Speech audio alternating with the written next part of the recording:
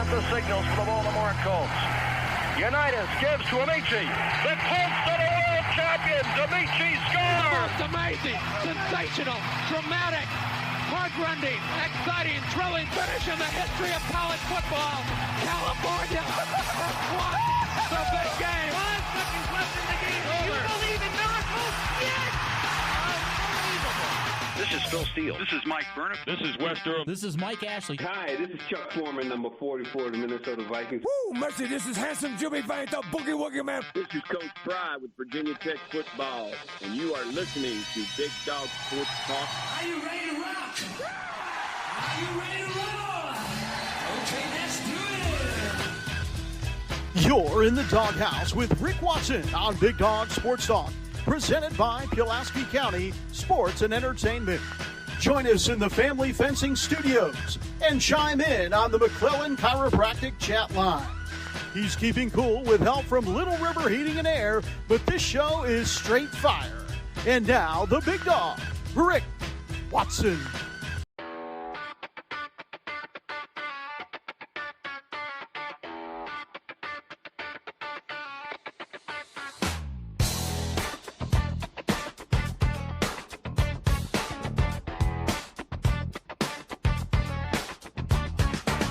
Rick Watson's got the mic, he's the big dog king.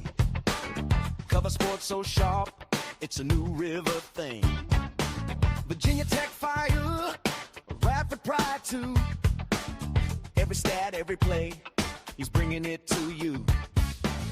He's got that voice, deep as a valley, breaking it down, no dilly, no dally. Big dog sports talk, feel the bark, feel the bite. Rick's in the zone, every day, every night, from the Hokies to the Highlanders. He's got the spark, Big dog sports talk, lighten up the dark. Hey, good morning, everybody. Sorry, I've been hacking, sneezing. Lots of stuff going on this morning. He's got the Hope everybody's doing well. faster than a sprint. It's Tuesday, Calling plays like a coach. Every show word number 101. from the courts to the field. Hit us up in the McClellan Chiropractic chat line. Worth its weight in gold. Professional Door Incorporated text line. That's right. Hit the like button. Every effort helps. We got to get to 1,000. Let the games begin. Big dog sports talk, feel the bark. We got a lot going on today. We got Marva in Miami joining us coming up. Every day, every night, from the Hokies to the Highlanders. Brian Seigla. We'll get an update on all of Tech's portal activity. Lighten up the That's dark. Brian from the Boundary Corner. Got the coach, Todd Grantham. I was correct. He was traveling to Birmingham yesterday. Some meetings. Get the latest on Todd. And then Mike Burnop. Plus you. A lot going on.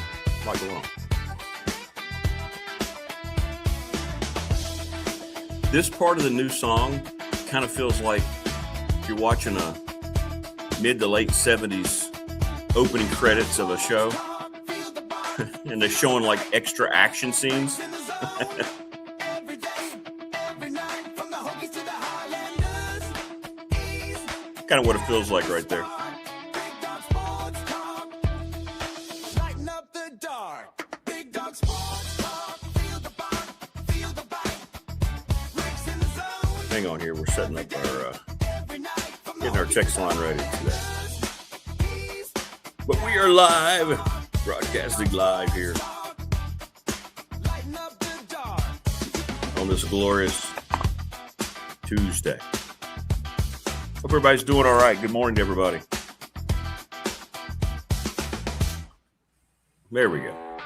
Oh, we don't want it to start again. Once it ends, it ends. Is breakfast a protein bar? Well, it can be, sure. Absolutely. Whatever you want it to be, whatever works. I know that there were a lot of times I tried not to eat breakfast. I realized you have to have a little something, as you get a little older, especially. Good morning, Thunder. Good morning, Prometheus. TLB, Steven, everybody in chat. From a dilly Bud Light commercial at the Super Bowl to Kurt Signetti, who is too old to dilly-dally. Yeah, that's what we're told. Here in Palm Coast, we were handcuffing the NCAA board in the back alley. BDST. Live and online. Good morning, Boris. So Bud Light had one of the worst marketing campaigns in the history. It almost completely destroyed their brand, and now they try to come back with these Bud Light. It's just embarrassing. They sold out to the mob, and then they regretted it immediately. And now they're trying this. It's so funny, man. It's so funny.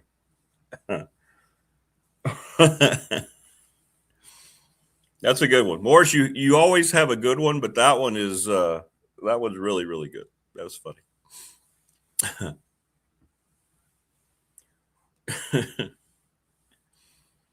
Yeah, the comings and goings in the portal are ridiculous. If you just look at what's happening, so many different reports about it. At this point, I just want to wait till the dust settles to see who all Franklin brought in and everything else, who's going to stay. All right, so let me put this out there to y'all because I don't know the answer. I woke up to a bunch of texts. Did Grunkmeyer decommit? Is he solid? Because I see that Tech's now involved with the North Carolina reserve quarterback. Does anybody know? I didn't have time to look it up. A little slow going this morning. So did Grunkmeyer, is he still committed? Did that become official, or was that something that was announced and then he backpedaled? Because I don't know why you'd pay both quarterbacks premium deals, and apparently the North Carolina quarterback is going to want a premium deal. That's interesting. It seems like, I don't know. We'll ask Todd about that. I know you need two quarterbacks, and I don't know what the money's going to be. I know the money that was thrown around for Grunkmeyer was around $2.5 million, is what I've heard. So I don't know what the Carolina quarterback would get. Okay, he is solid. Okay. I don't know if people saw something different in somewhere that was asking that question. I don't know. It's so tough to keep up with it all, and you don't know who's putting out truthful things or who's just putting stuff out there to be heard. I don't know. Hey, Opal, how are you? Good morning. Good to see you. Hokey rocks. Uh-oh. Grunk paperwork being finished, supposedly. Uh-oh.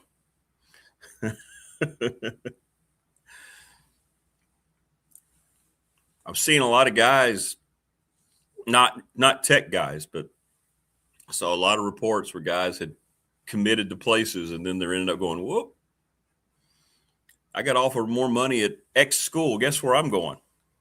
It's crazy, man. This whole thing is just ridiculous. Just absolutely ridiculous. But we'll see. We'll see how it all plays out coming up. And hopefully we'll get some kind of statement pretty soon from, Virginia Tech on the staff at least. I would think at this point they would have announced the staff. A little strange that we haven't gotten anything official in that regard. I'm not talking about the portal because everybody's going to kind of keep that. But the staff itself, you would think that'd be something you would announce. And I did not find anything on JC taking a gig in the front office. Maybe I just missed it. We'll ask Todd. Todd was going to try to join us yesterday, but he couldn't get the thing to work. It was just going to be phone. Yeah. But anyway, FCS title game was great. I didn't stay up and watch it, but I watched the YouTube highlights. Montana State won in overtime on a late touchdown or something. Beautiful, fun game. People were talking about how well played it was. And the FCS has done the playoffs right for many, many years, and that was cool. I think it was Montana State and Illinois State. I think that's who it was last night. And I'm glad they had their own platform. That was cool. 35-34 in overtime. That was cool. That was cool. The most nervous people ever watching that extra point from Montana State. But that was fun. That was fun. So we'll see how it all plays out. I know there's a UConn cornerback I think is going to commit to Tech.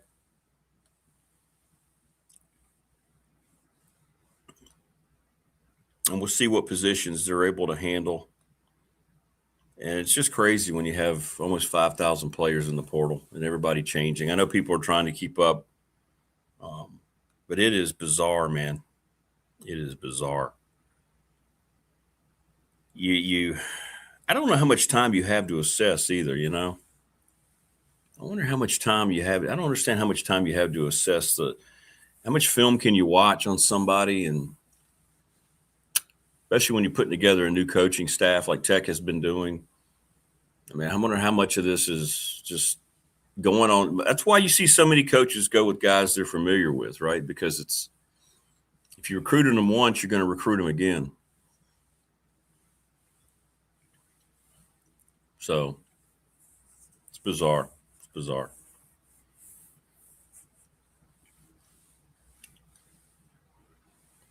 Who went to UVA, Paul? Chambers? Who's that?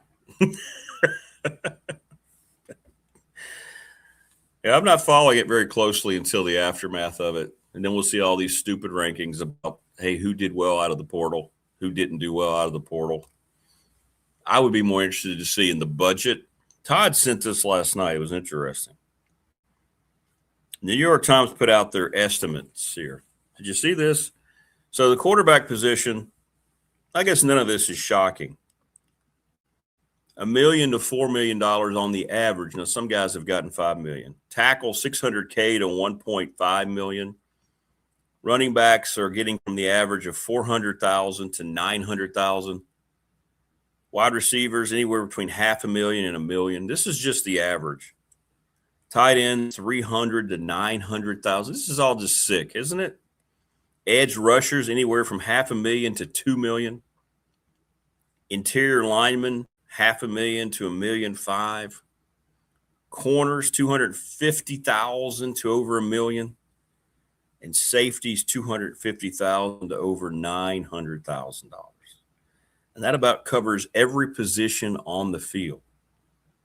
So what this tells you is, other than kickers and punters, you're spending no less than $250,000 on every player, minimum and up. This is where we've gotten. How about that? If these figures are accurate. That's just insanity to me. And it just makes me not care. It's hard.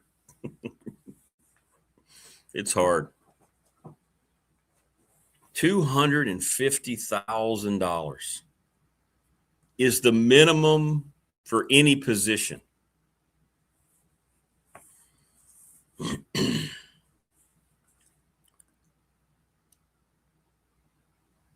It just takes it all away from me, man. It's just ridiculous what's going on. This is beyond insanity. This is the most unreal thing I think we've seen. It's unfolding in front of our eyes in sports since we've been fans. And I don't know if we have wrapped our arms around just how out of control this is.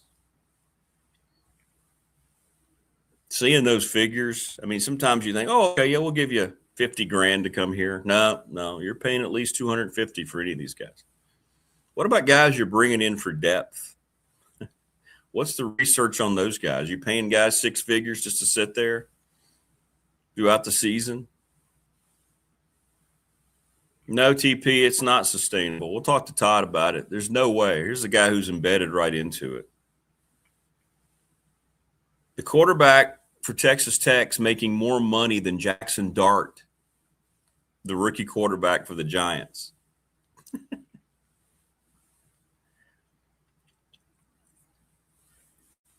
Yeah, that's a great point, David. I don't know. Yeah, well, if Tech's bringing in two quarterbacks, they're going to be paying each of them $1 million at least. I know that Ruckmeyer got at least $2.5 million, and this North Carolina quarterback's in demand. If they get him, they're going to have to pay him 7 figures. Remember how we were all surprised to find out that their previous quarterback was making over $1 million?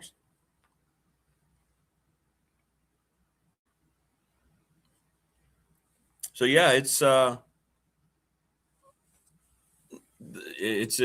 just nuts, man. This is nuts. It's not sustainable. It's just not. But fans will not go away.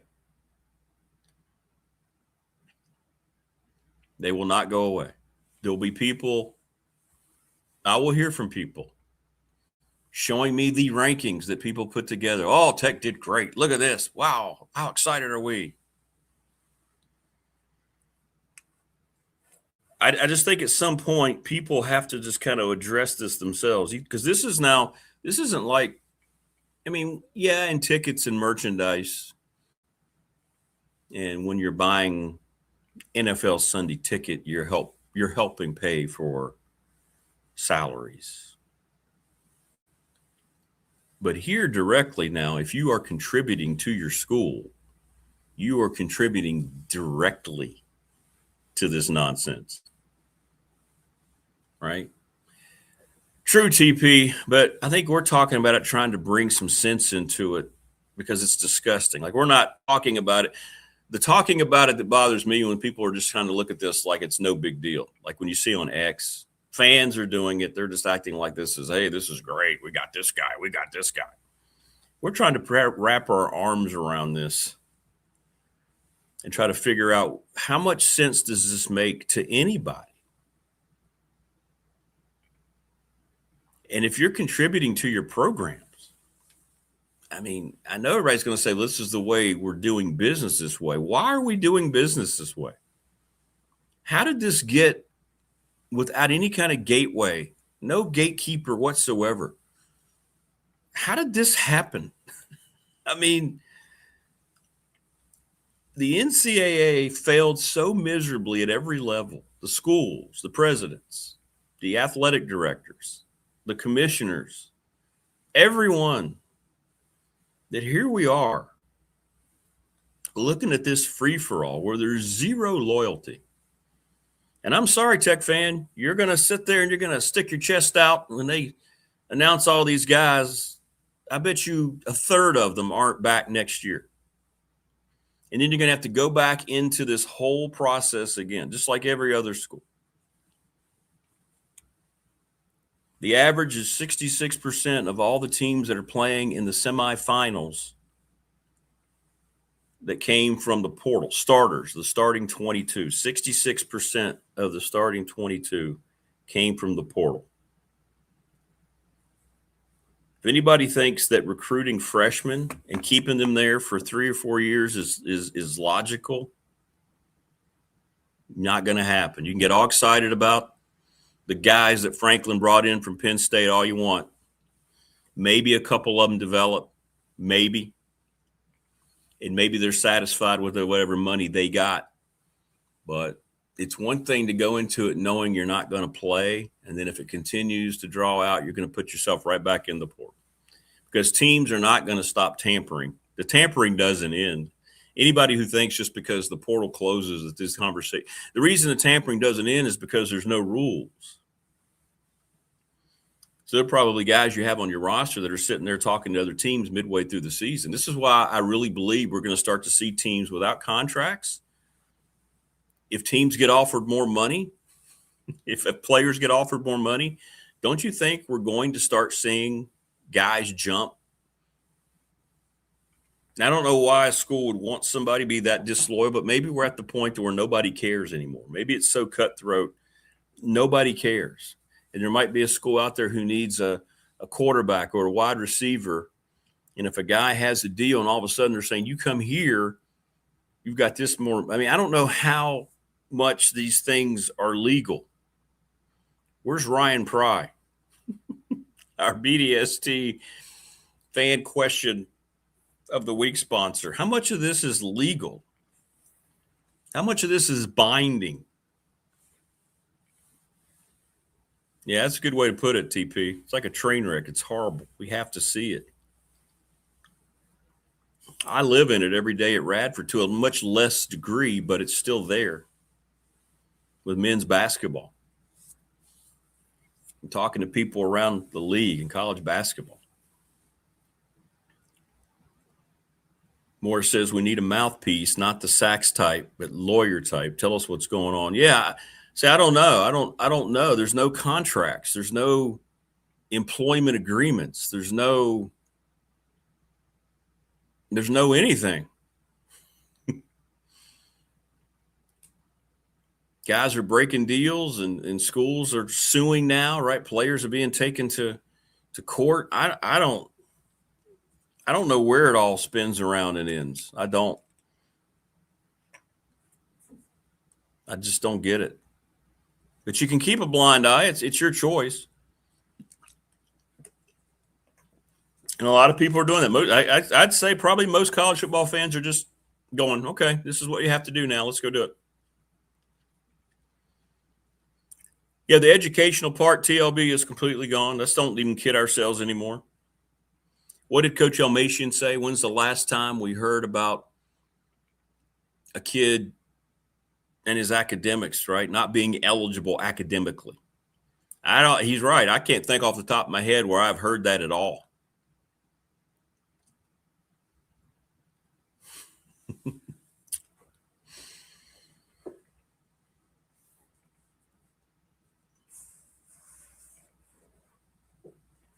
Good morning, Rodney. How are you doing, brother? Yeah, it's crazy is the only way to put it. Yeah.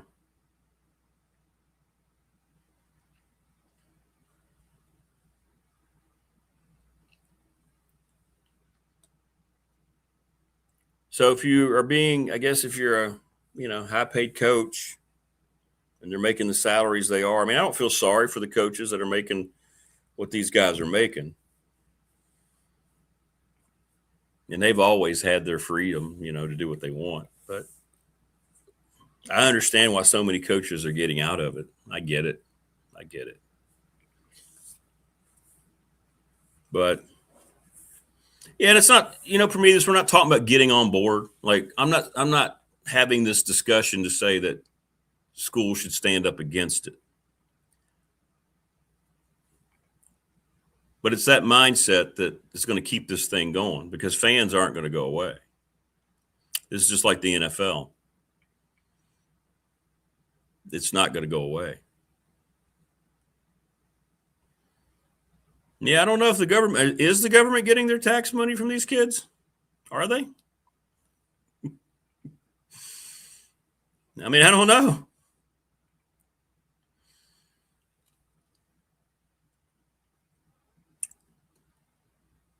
Maybe they are. I don't know. I mean, are they getting W-9s or W-2s? Are they getting tax forms from the schools? I mean, I don't know the answer to that question.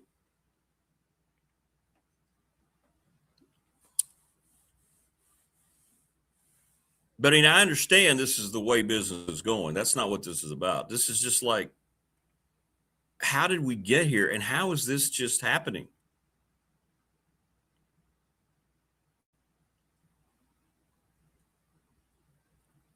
I don't know, David. Do they get a W-2, 1099? Do they even think about that? I don't know. I haven't asked any of our guys at Radford. I don't know. I try to just stay away from it, man. I just try to stay away from it. Good morning, Christopher. How you doing, brother?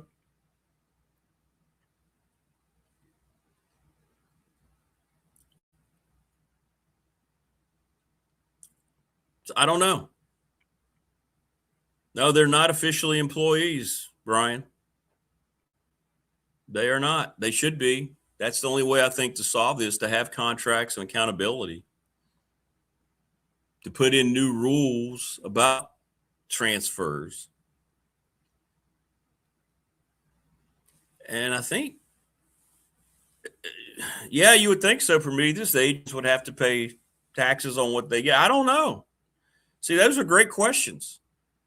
I don't ever hear that talked about. Do we even hear that talked about at all?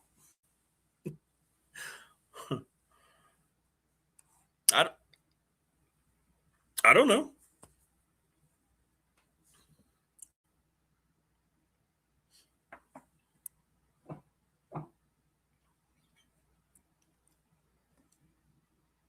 I'm just sitting here trying to think about this as we're discussing it. I don't know the answer to the question. I just realized I don't know the answer to the question. I guess it's logically you would say that yes. I would assume that when you have a deal with the school, you have tax forms and immediately you become, but if there's no contract, payment agreements are mostly done through the school. So maybe that counts as kind of a contract. Yeah, we'll ask Todd. Yeah, we will. We'll ask Todd coming up. See what he says. I'm guessing so, TLB, that donors get tax deductions. Yeah.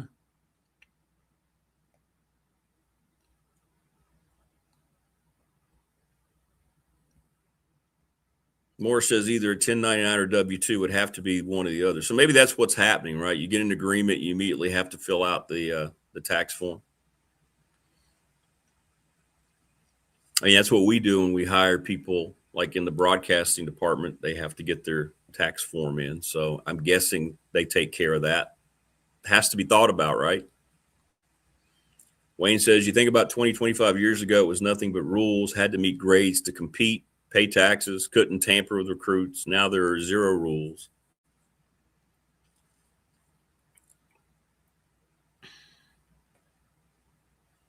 It's crazy, man. It's crazy. But yeah, we'll ask Todd these questions, see what they say, see what he says.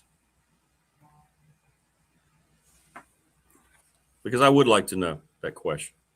I would, the answer to that question on the whole.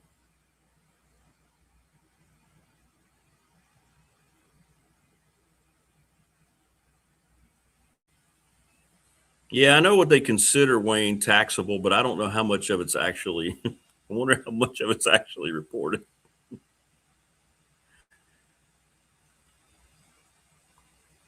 Hey, Coach Elmo, good morning. He says it's amazing the NCAA and the courts brought college football to this current situation. They can't undo it. They don't want to undo it. Yeah, they're afraid, aren't they, Coach? They know that they can't in any way, shape, or form. They know that they can't in any way, shape, or form undo it because if they try, they're going to lose lots of money and they're going to lose lots of things, man. So this is pay for play. NIL needs to be just put away forever. Let's stop with the whole NIL, right? It's not NIL. So it's pay for play. PFP is the new definition of it.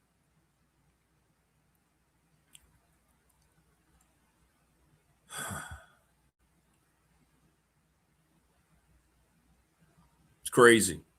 Yeah, it is. Just like I wrote about. You give an inch, you take a mile. Tebow, you're right. And everybody's just watching it happen. Just watching it happen. Chris says they pay self-employment taxes unless they're sheltered properly. They're getting killed on taxes. Well, that's true. It would make sense, right? That if you're going to have this deal, that's something that the school doesn't want to be liable for. So that would make sense.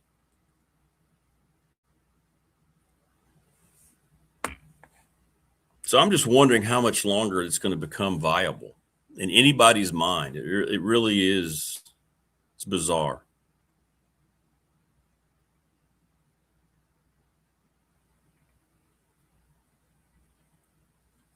The NCAA has nothing to do with college football. Coach Elmo was right. And last night he sent me a text. I thought about him. I was watching the beginning of the FCS championship game, and there was the NCAA logo.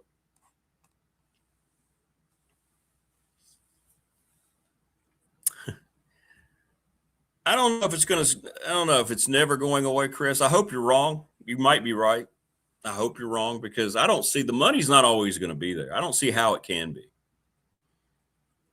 I don't see how the money can always be there, because these salaries are escalating just like they do in every other sport. How much money is there? Where does this money come from for the next 10 years from people? A lot of people are struggling. Yeah, we ever going to see a salary cap like in the NFL? At least they try to manage it in the NFL with salary cap. I think I saw where there's 7 out of 8 new division winners in the National Football League. 7 out of 8. And that's what the NFL wants. That's parity, right?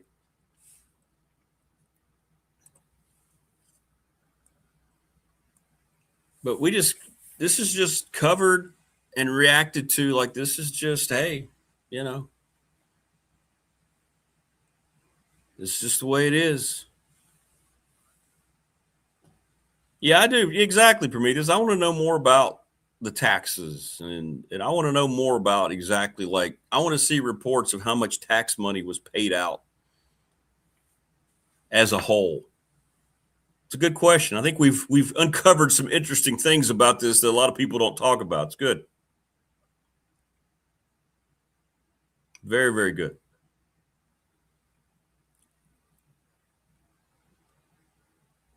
Thunder says it's sports related. It will stay viable, same as the guys that spend a few $100K on a race car to win a $250 purse on Saturday night. Makes no sense. Yeah, but the thing about that, Thunder, that's individual choice, right? That's somebody's individual choice. I don't know how many people it's going to take to continue to support these programs. They keep tapping into large donor bases. Look at the money that Virginia Tech said they needed to raise and how much of it was going to be responsible for donors, private donations, and so forth. And that's what I'm saying. How much are people going to continue to put up with this? Yeah, Prometheus is right. Tuition, it's going to go up all the time. It's amazing, isn't it? Tuition's going to go up for the normal student body where they're going to school to get their education and their degree. And it's going to help pay for these guys that are coming to the same school and they have no interest at all, in many cases, in getting that degree. Ticket prices are ridiculous. Parking, concessions. It's just going to come down to your choice, to fans' choice, to my choice. How much are you going to continue to contribute? How much can you? And when you just look at it and go, you know what, it doesn't matter. It's not worth it.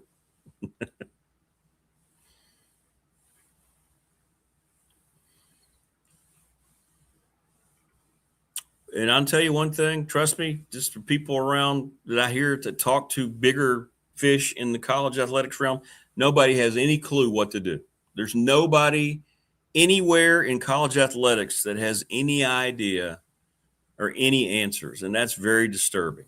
And these are people making lots of money. Of course, that's the way it's always been. The fish rots from the head.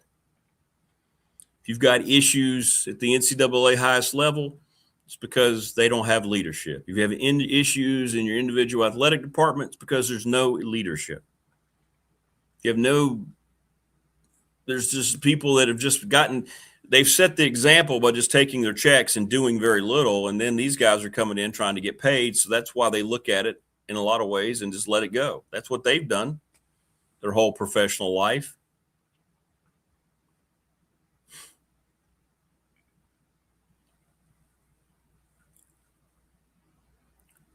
So now I guess these players are just coming in, and that's why people are just, deal with it. Coaches have had to take on the mantle, head coaches that are making, $12 million a year, $10 million a year, which is just ridiculous. If you're a coach, you're a coach.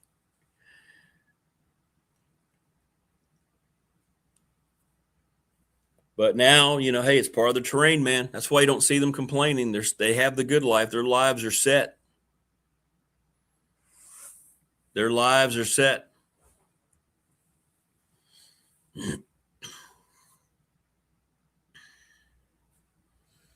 So this is going to come down, as it always does, to the fans.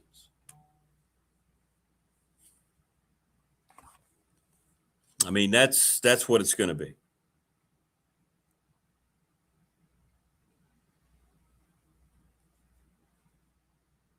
And how much you're going to tolerate and how much you're going to put up with and how much I'm going to put up with. It's still big business for the conferences and for the networks. So that's why you don't see the networks pushing back on that. Just had a text message about that. You're not going to ever hear ESPN complain because they're making the most money out of this whole setup. They control the playoff. The playoff is only on Disney channels. So as long as they have that monopoly, they're not going to, to make the waters rough. They don't care. They don't care.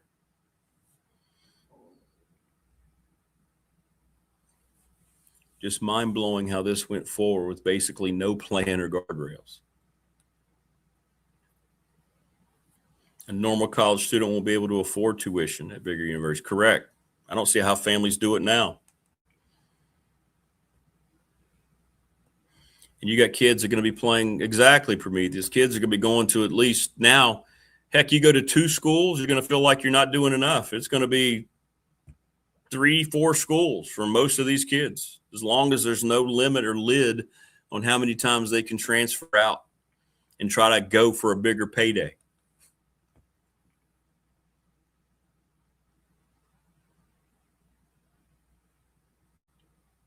Biggest thing I would do, Rodney, is make them employees immediately. If I could change it, which I can't. They have to become employees with contracts, legal binding contracts, I would say at least for 2 years. And you would say, okay, look, not only is this a contract, you've got to commit to us. We're committed to you to give you this money. You've got to commit to us. Give us 2 years, and here's what we need you to do. You have to have a certain amount of, I know this isn't going to happen, but there should be an academic motivation in there, right? There should be academic clauses in there to achieve a certain amount of academic standing. I know that sounds crazy. There should be performance,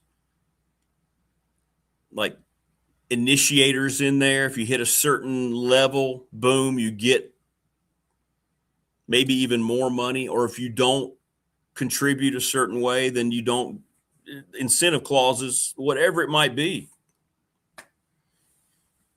Now, I know that's not realistic, but you're asking me, and I would limit the transfer thing. You shouldn't be able just to transfer freely like this. Once you sign a contract and you're making millions of dollars, all this thing about how, well, kids, what happens if their coach transfers? They're not going to these schools because of coaches anyway.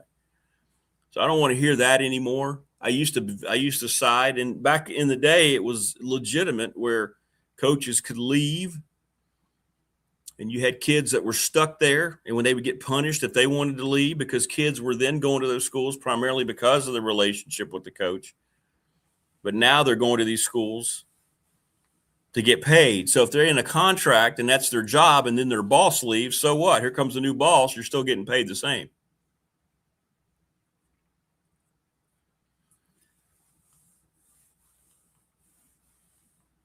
Paul says, and also Franklin so far is turning his tenure into a Fuentes type of feeling that won't last long at Tech. Open and transparent, talking to the media. Yeah, he's not doing any of that. It's crazy. It's crazy. Degrees are not worth it. It's getting to that point. Sad, isn't it, Prometheus? See, there's nobody to enforce making them sit out a year now because the NCAA knows they're going to be sued and they're going to lose.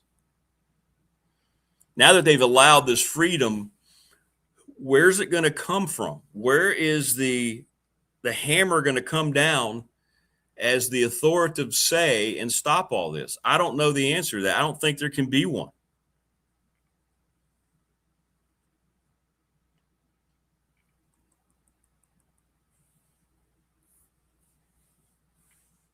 Yeah, I like it, Rodney. 2 years, yes. And if you transfer once and transfer again, you have to sit out a whole year. Yeah, I like it. Yeah, give us at least 2-year contract. So fans can at least, because you have to start thinking about your clientele a little bit, your fan base a little bit, right? Don't you have to? At some point, the customer has to be thought of. What's the motivation for your customer, you, the fan, you, the donor, to continue to contribute if you think, oh, this kid's only here for 1 year and he's going to go, he might put himself in the portal and sign at our state rival. He might be a Virginia guy next year, or a Virginia guy might go to Tech the next year. Where's the motivation for fans to be invested? I mean, everybody across the country is going to get all giddy about these classes they're bringing in. You have some of these morons on X that still try to make it like, oh, they beat out this team for this guy. Just stop saying, when's the reporting on this going to be honest? Then again, we're talking about access media here. Everybody just needs to start saying it's all about how much did this kid get paid? How much did that kid get paid? Because I'm telling you, even at our level in the Big South, that's all it's about, folks. Don't kid yourselves into thinking that any of these guys that are coming to Blacksburg are all of a sudden in love with Blacksburg. They don't care a lick. Any of these guys who are transferring from any other school to any other school, it's all about what they're getting. Nobody's taking less money to go play for a coach they may like better. In no world is that reality.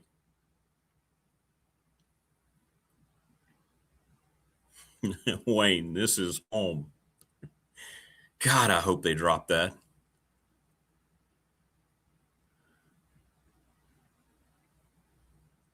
It was embarrassing when they did it for Franklin. That was embarrassing. Like, how is in any way, shape, or form, how is it home, coming back home?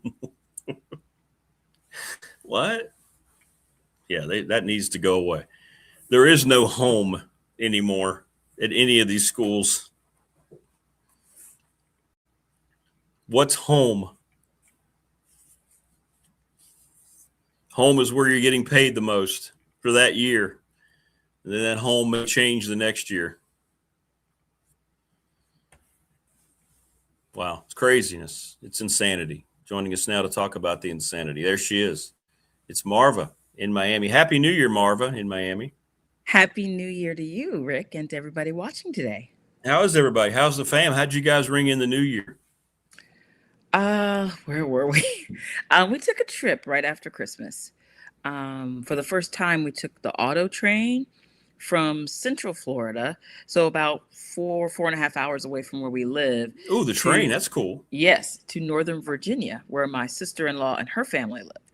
So it was really fun. I mean, sleeping on the train, had a little sleeper. It was actually very nice. It's a nice way to go up. Then you get your car when you get there, and so you can drive back. So that's what we did. So cool. For the new year, we were in Savannah, Georgia, actually, because we were just driving back, and that's where we stopped. And so we got to ring it in there, watching some football, and then you wake up, we're in Savannah. So nice. Well, good. That's cool. Yeah, the train thing, a lot of people are doing that now. Train is like picking up momentum, man. It is. I can see, you can still see the countryside, right? You're not stuck on a bus. But you don't have to drive it, so it's nice. Yeah, you don't have to drive it. That's a good idea. And you go through like small towns, they would point out this is such and such, and this is this statue, and it might not have been anything you really knew much about, but it's like, oh, it's kind of interesting. Yeah, and the food was pretty good, so it was nice. Okay, well, good. And it's educational for your youngins. Yeah, I think they enjoyed it. Yeah, it's cool. That's cool. Marva, what are we going to do? We need your help. What are we going to do about college athletics? Come on, Marva. Enlighten us. You're smart. Oh, wow. Well, if just a moment of personal privilege. Yesterday, my husband told me that he's like, I see you're standing up. I have some news. And he's like, Gio Lopez has entered the transfer portal. And I had to take a moment, and I wish the young man well. I think that was a good decision. You're heartbroken, aren't you? You can't believe it. I wish the young man well. Okay? It wasn't going to work out for him there. And I'm just glad that he is moving on. So, but still to be nice about it. Like I said, I hope he finds a spot. But, obviously there's some problems, and I think it'll be worked out over time. I mean, all these things that it'll be worked out. Whenever there's been a problem, I think so. I think it will be. It may take a while, but it will be worked out. But right now, like I said, I'm not going to complain about the portal. I know a lot of people entered the portal, and it's devastating sometimes when it's a favorite player of yours. I don't think we can have favorite players anymore. I think it's just like. Well, I mean, I think you can, but it's like a tentative thing, that's my favorite player. But I know as a fan of Carolina, and I'm on the Carolina boards, and sometimes they are absolutely wackadoo. As any fandom, you're going to have some wackadoo people out there. Oh, I know. Yes, I know. Who are talking about, this player left, look what they're doing at this school, and da-da-da-da-da. And, some people are like, once they leave, I don't care about them anymore. I don't want to know what they're doing. I don't want to hear about it. And for me, it really depends on the player. Like if somebody was just there for 1 year and I didn't develop any kind of connection to them, I don't have animosity. I mean, maybe it was just a better situation, especially when you see people go down. Like they're at, they're one of the biggest programs, and then they go to a smaller program and they have success. Again, I'm happy for them. That's good. They realized they were not at the right spot. When someone kind of makes a more lateral move, they go from one big program to another pretty big program, and then they have success. I still am not bitter about it. I'm still like, good for you. But most of my concern is with the players who are currently on the team. And so I just can't, I don't carry it. I don't carry either this great animosity that some people have. I just don't think it's worth, we don't know these people, Rick. Sometimes I feel like we have to say that. They're not our family. We don't know these people, We just know they're making a lot more money than us. That's all we do know. Yes. And, we would be doing the same thing if we could. Yes, and that's the and to your point, that is a great point. And that's the whole conversation. I should have mentioned earlier. This isn't on the players. You're right. This is not doing what freedom's allowing them to do, and this was all created by the supposed adults. Yeah, they're not breaking supposed rules. To be in charge. So. No, this is not. Yeah, they're just acting like you said it right. If we were 20 again and we were a major success as a college football player and we had a chance, we'd be doing the same thing. But it's it's the people allowed it to come to this. That's whose fault this is. Right. And, we'll see. I really do think things will even out. We'll see some more rules for fairness. I mean, but really it doesn't. Think so. It doesn't really bother me though. I try not to get worked up about this. I am going to enjoy the team that in my case that Carolina has right now. I'm going to enjoy this team. I don't feel like any of the players that left were kind of, wrong the team. I mean, interestingly enough, we had a player who left. It wasn't getting a whole lot of playing time, and he went to NC State. Some people didn't like that because it was a big rival, but he wasn't. I don't know. I don't feel like I had a special connection to him. He was there for a while. He didn't do that great, and if he's going to do better there, that's fine. I think we all have to take a step back, and it can be hard as a fan to take a step back sometimes, but sometimes we get a little bit too worked up and a little bit too close to something, to people. Again, we don't know these people, Rick. So it's more a systematic thing. We're looking at it from a systematic standpoint. It's just not going to be sustainable. No, and it won't last. It can't be. There will be changes. And it will be hopefully for the better. And, when this first came about, talking about transfer portal, talking about NIL, again, I didn't mind it. I hated to see players get so devoted to a coach and have that coach leave. and have that coach. Yeah, that used to be the case. I hated to see to be the case. Now it doesn't matter. So yeah, because now everybody's moving around, right? Correct, If you can. And we're going to see some people who are going to be locked in and going to stay. And those will be great situations for us. And as fans, we can revel in those. There's some people who are, true blue, for lack of a better phrase, and they're going to stay wherever they are because that's their heart. That's where they're locked in, and we love that. But we have to realize for other people, it's going to be more like a business. It's going to be more like, your job or people watching. And it's like, a lot of us hopefully enjoy our work and we love our coworkers and everything like that. But there is an offer that could come that would get you to walk out the door for most people. I'm not talking about your family business or whatever, but you're working for somebody else. Yeah. Yeah. Well, I don't know. It's going to be very interesting to see. Wayne says Jordan is saying that she's not entering the portal. She's still getting paid. Oh, please. Can we not? Can we not? I thought we could get through one segment without talking about Jordan. Yeah. Jordan is still there. Like, I don't know why I always get this stuff in my feed, but on New Year's Eve, there was a post where she was putting, something like, we're still together. It's our third New Year's Eve together and blah, blah, blah. And, did she really? Yeah. Because, I think she feels like maybe people are rooting for them to break up. And I am not in that camp. I'm not rooting for them to break up. I'm just rooting to hear less about them. That's all. They can stay together for, I don't know how long. Is it 3 years? Have they been together 3 years? Really? Yeah, because remember their relationship wasn't public at first. And so she so now it's very public. Okay, that's my issue. It's just too public. Wow, 3 years. So yeah, I think it was 3. She said 3 New Year's Eves together or whatever. It's hard to believe. Yeah. So they said it wasn't going to last. And again, Rick, I am not rooting for them to break up. I'm rooting to know less about their relationship. Yeah, we just don't need to ever see them together again. Just let him be the head coach. Well, let them be together outside of the football arena. Like, No, I don't even want to see that. I don't want to see them out. No, I don't want to see any pictures. We don't need any of that. Nobody needs to see I can do without some of it, definitely. And like I said, don't go looking for this stuff, Rick. I never go looking for it, but there it was. So bad.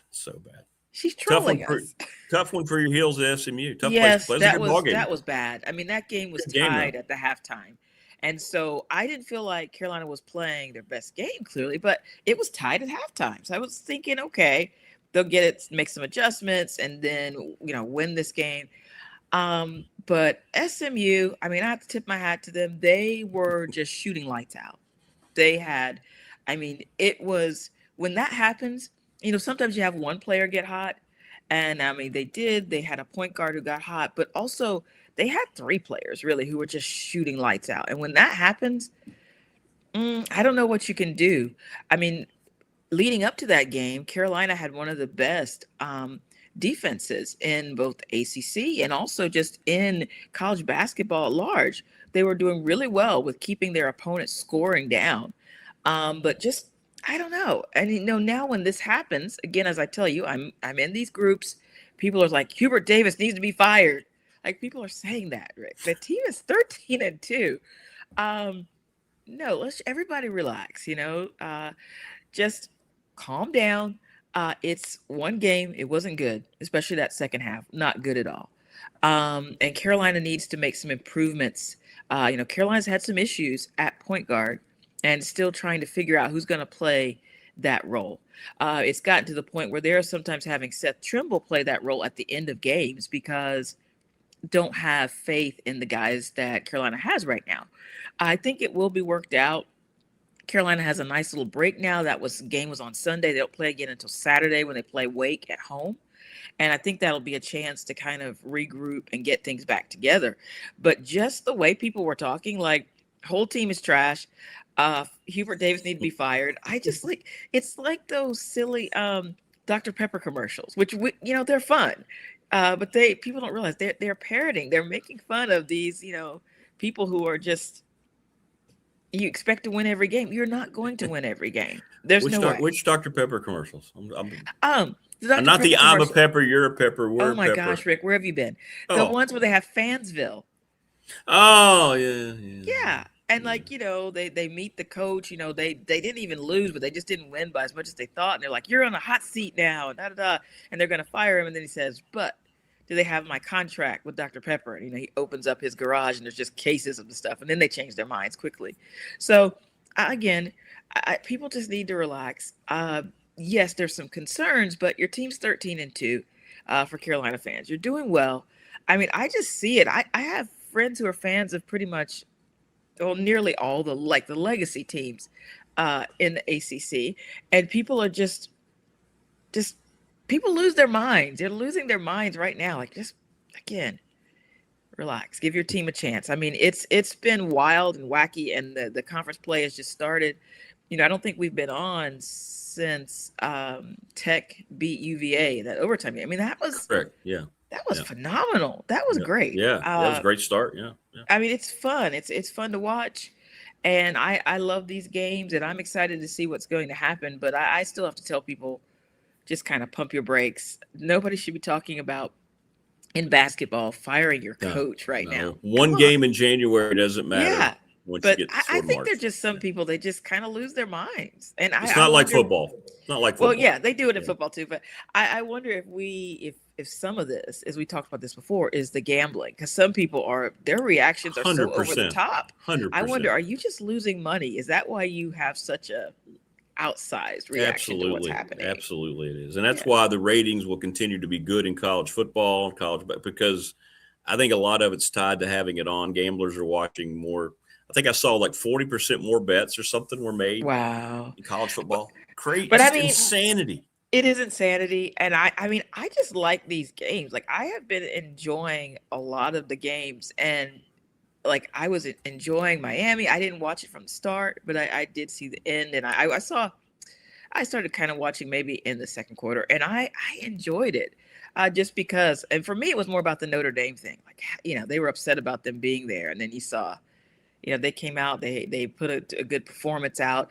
Same thing with the Alabama, Indiana. That was, even though as a non-fan, I just liked it because people thought Indiana couldn't do it. That's what made me they're like easy it. to pull for just because everybody and they're still getting dissed. Kind of people give them sideways compliments now. Yeah. I mean, well, how can you watch that team and not realize what Kurt Cignetti has done in this they're era? solid, and I don't know why people will. I guess it's just because we're used to the same old names. We're used to them, right? We are used to Alabama. We're used to Alabama dominating. We're used to Georgia being dominant, and then to see them not be, it's kind of, tilts your world in a weird way. And I get that, why people, but it's still, as someone who doesn't have a rooting interest, I didn't grow up with those teams or pulling for those teams. It's just fun to watch and to see how excited the players are. Are they? A lot of them are, because a lot of them are listening to noise.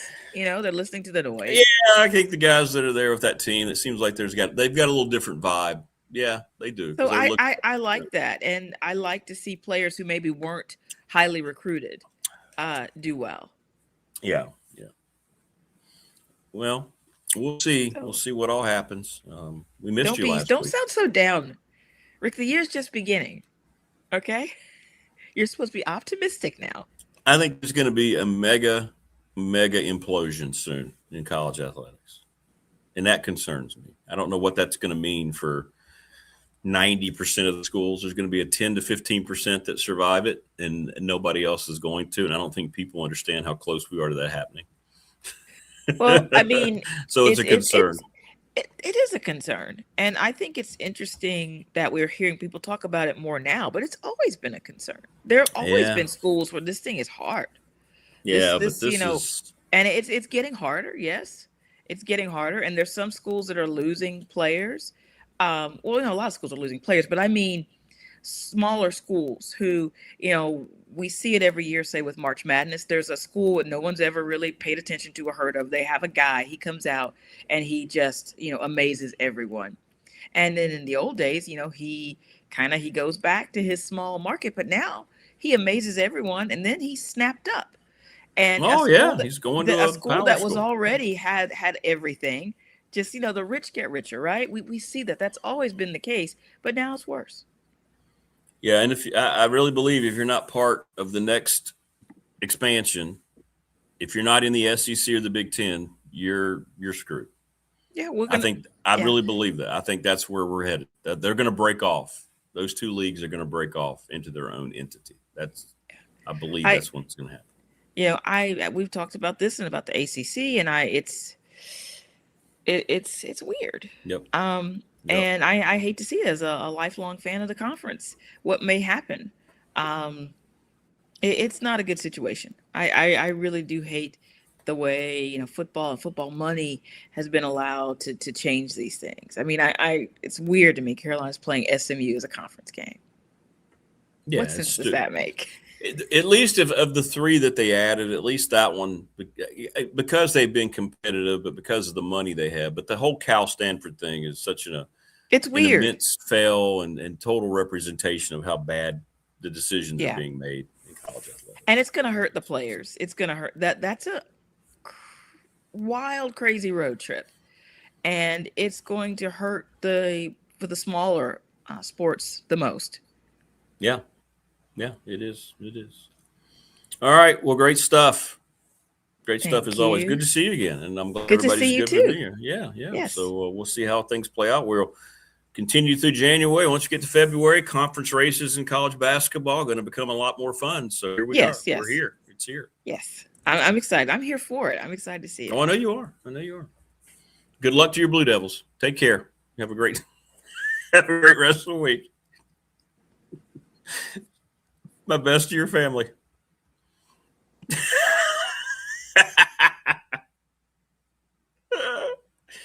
We love Marva. She didn't like the Blue Devils comment. She did not like that. We like family fencing. Thanks to Jason Green, sponsor of our studio here in Ryder, 540-200-8294, familyfencingnrv.com. Thanks to all those folks. Call them now. Doesn't matter whether it's the winter or not. They want to come and get your yard ready. Mark Hunley, McClellan Chiropractic, sponsor of our always bustling chat room. Go see Mark right off of Peppers Ferry Road. If you have a back issue or something else, you're not feeling great, let Mark go assess what you need. And he's got all the latest technology. It's insane, man. You go over there, you're just like, wow. Just ask Travis Williams, Professional Incorporated, sponsor of our text line. Residential commercial garage doors, family owned and operated 38 years. He is now a patient for Mark. He says it's helped him a lot. I bet his back does get a little sore doing what he does. Congratulations to everything, Trav. Ready, Set, Fun with Bob Christ, bobchrist11@gmail.com. If you want to raise money for your team, your local group, whatever it might be, check out readysetfun.com. Reach out to Bob and let him help you. I want to thank Lara Ramsey, National Bank, member FDIC, the exclusive banking partner of BDST. I was glad to leave them a very positive review yesterday. They are tremendous. The customer service is outstanding. If you're looking for a new bank, that's where you should go. I get treated so well. I do most of my banking at the Radford branch, and they are terrific. Ryan Price, the attorney in Radford, of our BDST fan question of the week, 701 West Main Street in Radford. Trust and estate planning. I don't know. I still don't have a question. Let's do it this way. Who's going to play in the national championship game in college football? Who's going to be the two teams that win in the semifinals? Let's do that. That'll be our BDST fan question of the week. I went back and looked, last year we averaged like 60-some responses for every fan question of the week. That's awesome. Little River Heating and Air, 1095 Radford Street in Christiansburg, 540-553-2971. Nobody does it better than Little River Heating and Air. Coming up on the year anniversary of my lightning strike in February that destroyed my heat and air units, and they helped me out tremendously. Pulaski County Sports and Entertainment's the presenting sponsor of this program, and I can't wait. They said they've got more major announcements coming up here in about a week. They just don't stop, man. Can't stop, won't stop. Thanks to Brandon at Top Shelf Apparel in Pulaski, 4377 Lee Highway. Put together our T-shirts. If you need a T-shirt, let me know. $20 here locally. I got a request for one, and I will respond to that today, by the way.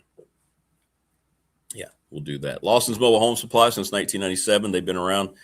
James Lawson has been very loyal to the community. 300 North Franklin Street, Christiansburg, 5403-881-8011.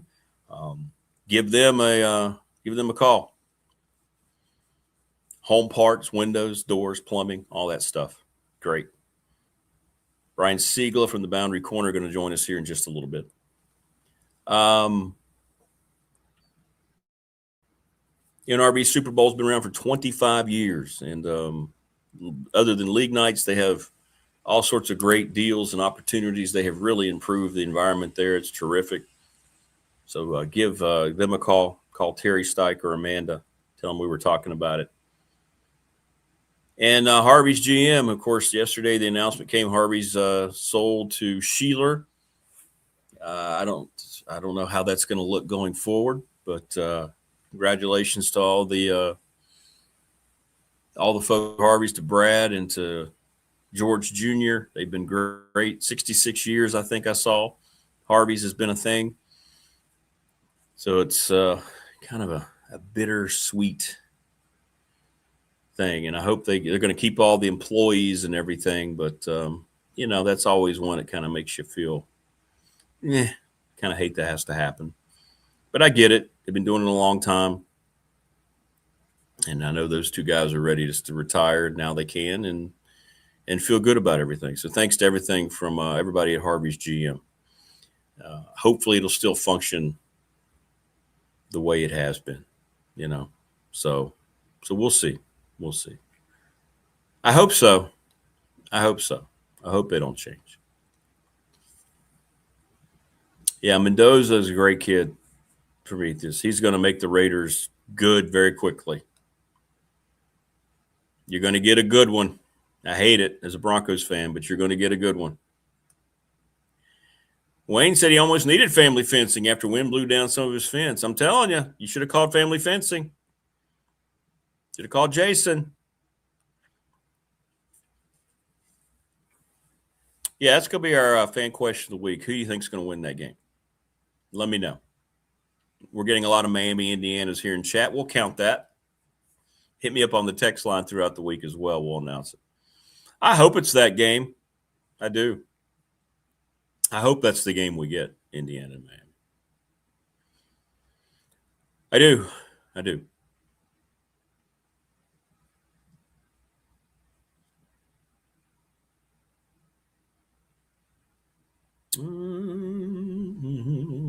Has Miami been inconsistent? They beat Notre Dame, Texas A&M, Ohio State. They've gotten consistent when it matters. We heard Coach Elmo. He believes it'll be Miami and Indiana. So I think they'll be. We'll see. I hope it works out. I hope it works out. We'll see. All right, to talk about the mess that is the portal and everything else is that gentleman, Brian Seigla. Happy New Year, Brian, from the Boundary Corner podcast. What's up, brother? Happy New Year, Rick. How you doing today? Doing all right, man. How are you? How's the fam? Everybody still doing okay as well as you can? Doing okay. Taking it a day at a time. Just trying to, work through everything and continue to process and do the best we can, man. But I appreciate it. Well, I know we've been kind of talking in chat today about the mess that is the portal, but I guess we can talk about it now.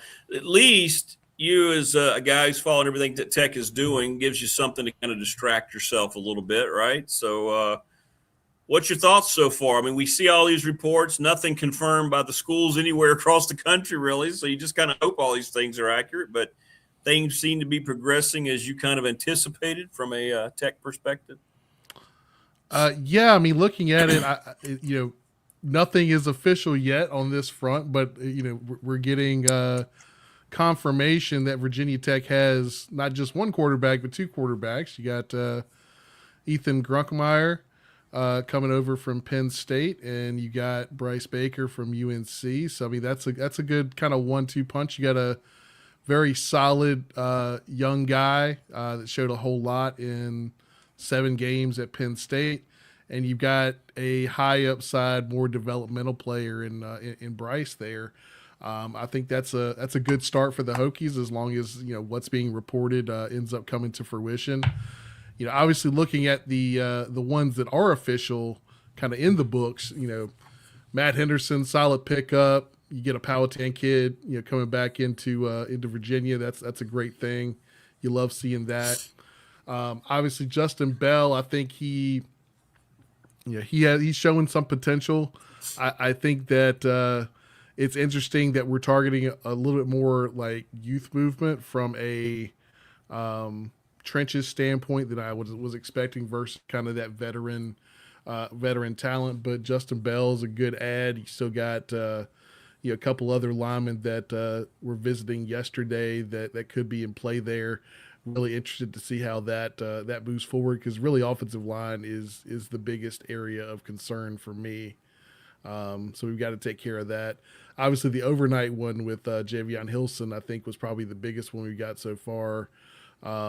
Really showed some pretty good tape out of the gate last year at Missouri. Was a 5-star in rivals coming out of high school, so that's another very talented player that comes into the fold there. And then you got Daniel Jennings coming over from Penn State as well. He's kind of more of a, probably going to end up, he's listed as an edge, but probably going to play a 3 technique. Looks like, based on where his weight's trending up and his height's about 6'1", 6'2", he's probably going to be a 3 technique for us. So I don't know if he's going to be an impact player in 2026 more so than kind of a rotational guy. But I mean, right now the haul is pretty good, especially when you look at the quarterbacks. I think we just need to start honing in on the trenches, honing in on that linebacker position.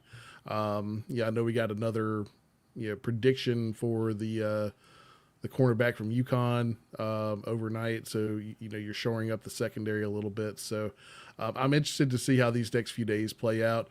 We're not really going to talk a whole lot about the portal on our show until probably middle of next week, just to kind of let some of the dust settle a little bit. Absolutely. I get it. Yeah. How many years does Gruck have, Gruckemeyer? 2 years more? 2 more years or 3 more? How many does he have?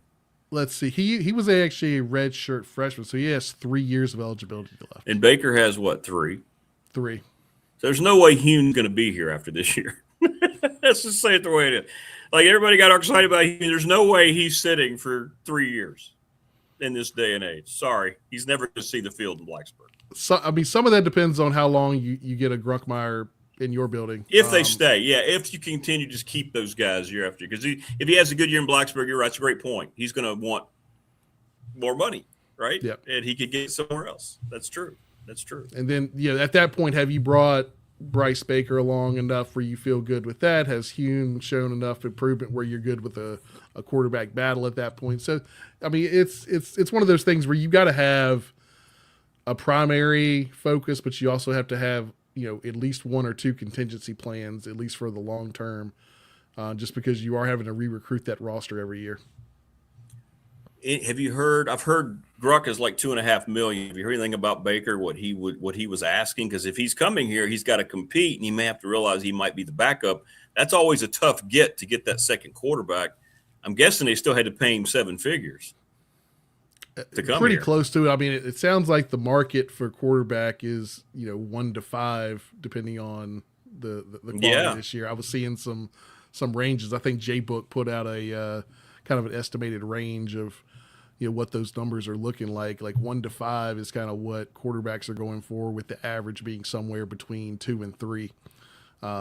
So I think that that kind of tells you what it is. I would say, Baker's probably at least getting 1 to 1.5 if Grunk's getting 2.5. Again, nothing official yet. I think we'll see those numbers as things start to shake out, and that's probably why we haven't seen anything official, is that we've got commitment in principle. We're just kind of dotting the I's, crossing the T's on that NIL language. Yeah, you're right, and I think that's the way it is across the country. You'll see posts, but you wait until you see something from the school, right? And then you go, okay, now they're signed. Now they're signed, at least for the coming year. So Yeah, I mean, and we did at least see the language shifted from Ethan Grunkemeyer expected to sign with the Hokies to Ethan Grunkemeyer has signed with the Hokies, but it's still nothing from the official channels. It's all coming from kind of national media accounts. Yeah, that's true. That's true. Well, yeah, because he's not talking to anybody locally. So, yeah. Anything else on the coaching staff? I know people have been asking about a defensive back out of Michigan. Anything? Have you heard anything about a defensive backs coach out of Michigan? Anything new regarding that? Have you heard anything?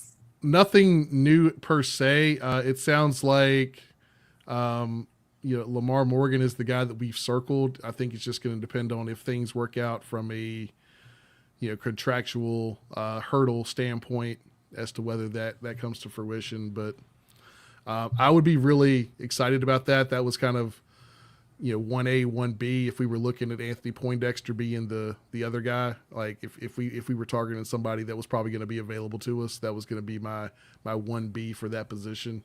Looking at a safeties and potential DC role for the Hokies. So I'm excited if that ends up playing out. Obviously, it stinks not getting that kind of fully circled before you get into the portal season, but I think it is what it is, and hopefully that they're far enough along in those discussions where James Franklin is able to feel confident in talking that through with any sort of safety portal guys that he's having conversations with. What's been in your impression of the coaching staff so far? It's been announced, nothing official, but guys that we've seen that have been reported that are coming to Blacksburg. I mean, I think defense looks very, very strong, really across the board. You're seeing what Chaos has already been able to do in the portal with the Hilson get overnight. I think when you look at just the ability to recruit and the output that he gets from the players on the field, he's in the top 5 in the country, probably with those two things combined. Having somebody like that in your building's big.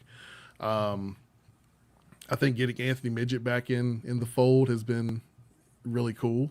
That's a guy that's Virginia Tech through and through. I think that's been big for this staff. And then looking on the offensive side, I think you've got some really good pieces, and I think a lot of it's going to hinge on, is Ty Howell the guy that can put all those pieces together? Yes. I think that's going to be the most of all the hires. The scrutiny with that is going to be huge because Tech's put themselves back in the same situation they were in before with Brent Pry. It looks very similar. Like the difference though that we can say here is that by all accounts Ty Howell is the guy that Franklin wanted to hire 2 years ago. So that's number one. And number two is that Franklin's been a college football head coach before. So Ty Howell is coming to a situation where his mentor is not learning on the job as well. So there's a little bit of a difference there where, Bowen was learning on the job while Coach Pry was learning on the job. And at the end of the day, I think one of the bigger problems that we ended up seeing was not so much that, Tyler Bowen was awful, but I think Tyler Bowen bit off more than he could chew when he decided he was also going to be the quarterback's coach, even though he was kind of doing that in a lot of ways in name only. I think that put us in a little bit of a predicament from his experience standpoint, whereas, when he was coaching tight ends, that was kind of a different story. Yeah. And finally, any people said that they saw that J.C. Price took an analyst role. I have not seen that. Did that happen? Is that official? Have you heard anything about J.C.? I have heard that he will be taking an analyst role. I have not seen anything official about that. Okay. I'm going to ask Todd here in a second, too, because he and J.C. are very good friends. But, okay, I'd wondered about that. So who knows? Well, we'll see, man. Who you got winning? Everybody in chat seems like they think it's going to be Indiana and Miami. What do you think? I'm right there with them. Indiana's looked too good, too consistent throughout the year. I think they match up pretty well against Oregon. The only thing kind of really going in their favor, I think, is when you look at it, it's hard to beat a team twice in a season. So we'll see how that shakes out. I really do like Miami's chances, though. I think they match up very well. I think that defensive front is going to give some problems. So I think it's going to be Indiana, Miami, and I think probably Indiana ends up winning the whole thing. But we can have that conversation next week. It feels like it, does it? Yeah, it feels does. like it. All right, when are you guys rolling this week? When can people catch the Boundary guys? We're taking a break this week. We're going to let the dust settle on the transfer portal. Makes sense. We will start our new season 7, next week. Wow, congratulations. Yeah, thank you. Yeah, awesome. Season 7 starts off next week, and we will be ready to roll, talking some transfer portal. Hopefully by then we'll have everything official on the final I's and T's getting completed on this staff, and we can have some good conversation on that front as well. All right. Well, enjoy your week off, my friend, and my best to your fam. I think I saw your dad's services this weekend, correct? Is that what you posted? That's right. It's this Saturday at 2:00. Yep. All right. Thinking about you, brother. Thinking about you. Good luck, man. I appreciate you, Rick. Thanks for having me again. All right, man. And y'all have a good one. All right, man. Talk to you next week. Be good. Yes, sir. There you go. That's Brian Seigla from the Boundary Corner podcast. They do a great job. Appreciate him and everything they do. They have a lot of fun. Brian, of course, just lost his dad a few weeks ago, and it's been tough, especially around the holidays. So we're thinking about him, and they won't have a show this week, but they'll be back next week on the Boundary Corner. So check it out, man. They're great. They're great. They do a really good job. Todd Grantham and Mike Burnop. I told you we were loaded today. You got Marva, who's mad at me now. All I said was go Blue Devils. Brian Seigla, and we'll catch up with Todd, who I'm guessing is going to be in Birmingham. And we'll talk about his journey and his decision process. And everybody's been asking. Very happy for him. I know how happy he is to be going to work for somebody that he really likes. And as his final stop, man, he's earned the right. You look at that resume of his, he's been all over power schools in the NFL. He could have gone back to both. But he decided, you know what? Let's do something that I want to do. Let's go help somebody implement a program. So good for him, man. Good for him. But we'll see. Morris says the variable is Crisco Grease making bad calls. Miami has the better athletes. Stop them. No question. They do.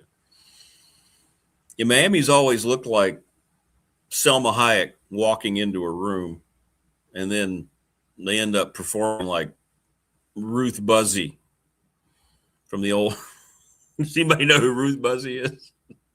From the old Laugh-In days. Now, not only are they looking like Selma here in the postseason, they're starting to really perform like Selma. See, it's easy. If you want to win, college football, look more like Selma Hayek. Oh, I did, didn't I? I actually said the Blue Devils are Marva's team. That's right. Hey, everybody knows Ruth Buzzy. I'm glad somebody knows who Ruth Buzzy is. So then you know what I'm talking about.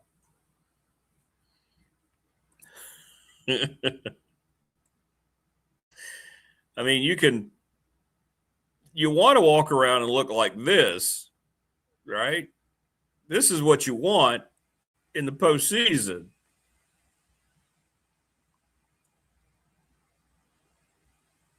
And that's how Miami's always looked. And then they end up performing like Ruth Buzzy.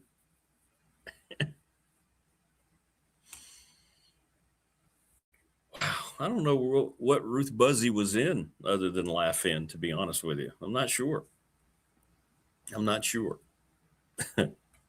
Yeah, park bench and the purse slap. Correct. And she wore like the mosquito, the netting on her head. But in any event, Mike Burnop joins us at 8:00. All right. I believe he's ready to go. He's on a schedule today because there he is. What's up, man? Todd Grantham. How are you doing now? And now we can say it man. officially for the first time. Welcome to the program, the defensive coordinator for the UAB Blazers. Congratulations, my friend. Well, I appreciate it. I'm excited. Typical in Nick fashion, 7:30 a.m. staff meeting, man. This is like being with Nick in 1995. So it's all good. Looking forward to it because I'm actually an hour behind. I'm actually an hour behind you. That's true. It's all good. That's true. Yeah, in Birmingham, you are. Yeah. Yeah, it works out in our favor. So it's all good. Well, thanks for trying yesterday. I know you were driving, I guess, down there, and it was a good. I thought we could do it via car, so it's good to have you. Yeah, not a problem. Not a problem. I did better than the guys that were wrecked on the side going through Atlanta, man. Like, why you would want to live there, man? It's beyond me. So I'm with you. Well, let's get into it. I know you and I had been talking, and I know some of the rationale you had, but hey, you know what? You're down now to where you can make any choice you want. You've been all over the Power Fours. You've been in the SEC for the majority of your career, the Big Ten, NFL, but now it's time to go somewhere you really want to go with. I know a young coach you have a lot of respect for. Yeah, I'm fired up. I'm fired up, man. It really is. It's basically when I had talked to Alex, and he and I worked together at Alabama, and it was like, hey, man, I want you to come in, run the defense, be the head coach of the defense and run it. And they weren't very good last year, which is kind of a theme that I've been associated with a little bit, and look forward to changing them around, So we're going to get it done. It's amazing, the whole portal thing, man. It's just it's not really good for the sport. It's not good for the kids because at the end of the day, when you talk to kids, it's really kids get in the portal for two reasons. One, playing time, and the other, money. That's the two reasons they get in. And not that that's bad, but I'm just saying, I can go through a laundry list of guys that waited their turn and developed through the process, got their degree, and still ended up playing 2 to 3 years and getting drafted, if they had that ability. So it's the world we live in. It's not going to change for a while. So you just kind of deal with it, and it's going to be interesting. It's going to be fun. Now the whole thing is they started this the NIL, and then they came the rev share, and there's supposed to be a salary cap, but there's not really a salary cap. I mean, that's all BS because they can finagle a contract with NIL money, and the NCAA does have this department that you have to get your contracts approved, but it's like one person, or it's one segment doing it for every, and all these contracts are coming in at once, right? So that's not a good that's not really a good system, but that's what they chose. And then there is no cap. Like, first of all, I don't even know what the punishment would be if you went over the money. Right, exactly. Okay? Exactly. Second of all, you can distribute it to say, well, it's NIL money, it's rev share. So at the end of the day, it's really pay for play, and it's the highest bidder. It's really funny watching, and I'll be honest with you, and I've really felt this for a while, is you really need to spend more money in your recruiting department than you've ever have, because you got to research guys. Okay. And what I'm saying is as soon as the portal opens per se, and you kind of know who's going in the portal before, but you need to have eyes on guys. Cause I can tell you schools that paid like close to $1 million for a kid, and you could find a kid for 80% less than that, maybe 90. That, to be honest with you, the difference is not $900,000. You know what I'm saying? But you could save money. So to me, the interesting thing that would really make it like more NFL-ish or competitive or balance it out is if there was an actual like salary cap. So then how you spend your money does matter, as opposed to, being like the Yankees or the Dodgers, and we're just going to continue to spend to get our players. Yeah. You know what I'm saying? So that would be the interesting, and that's where the NFL has the leg up on a lot of people, is just from a, systematic standpoint with the salary cap. It really does make things more competitive, and it challenges you.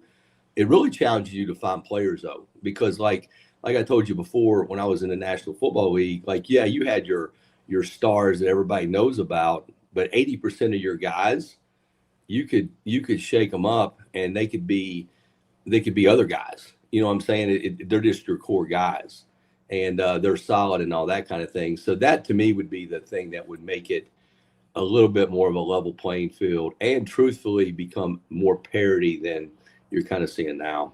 So, but that'll be down the road. You know, that's where Congress at the end of the day, it's going to have to be some kind of antitrust settlement through Congress that allows that to happen, because even the whole getting players as employees, there's so many things on that. For example, then do they have a union? Well, who's in charge of the union? Well, then how do you handle high school kids coming into the union? You know what I'm saying? I mean, yeah, because they're signing contracts. So, you know, it just trickles down. So we'll see how it goes. Well, and you're going to a program that, you know, was eliminated for a few years. They came back with a lot of support, a lot of backing, and that had to get you excited a little bit, knowing that there's a fervent fan base and alumni base down there that really appreciates football, and they've come back and they've had immediate success. That had to get you excited as well, yeah. Right, to go down to an area like that. The thing that excites me is, one, you know, with my situation, I mean, contractually, you know, I can really choose to do what I want to do. And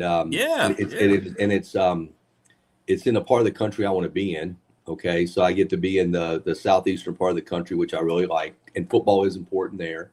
I enjoy that. It's basically 3 hours from my lake house.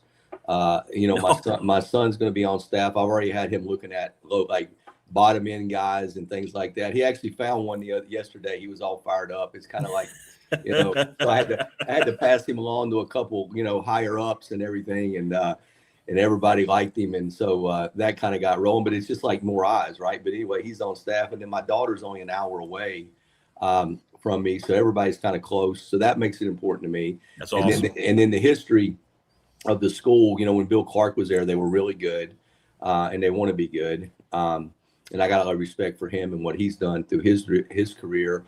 And they've hit a bumpy road. I mean, I'm not gonna lie. I mean, they've hit a bumpy road, but they have money actually, you know, for the program. They have some resources. Facilities are really nice. I mean, I think they're very functional. And you know, now it's about getting guys that want to be here and figuring out how to, you know, put those guys together, because it's we probably we're going to end up probably getting 26 to 30 new guys from the portal. So it kind of goes quick, and you kind of got it. And the way the portal works is you kind of have, you know, when the portal opens, like guys can be in, but you have to get them in to school before like your drop add date.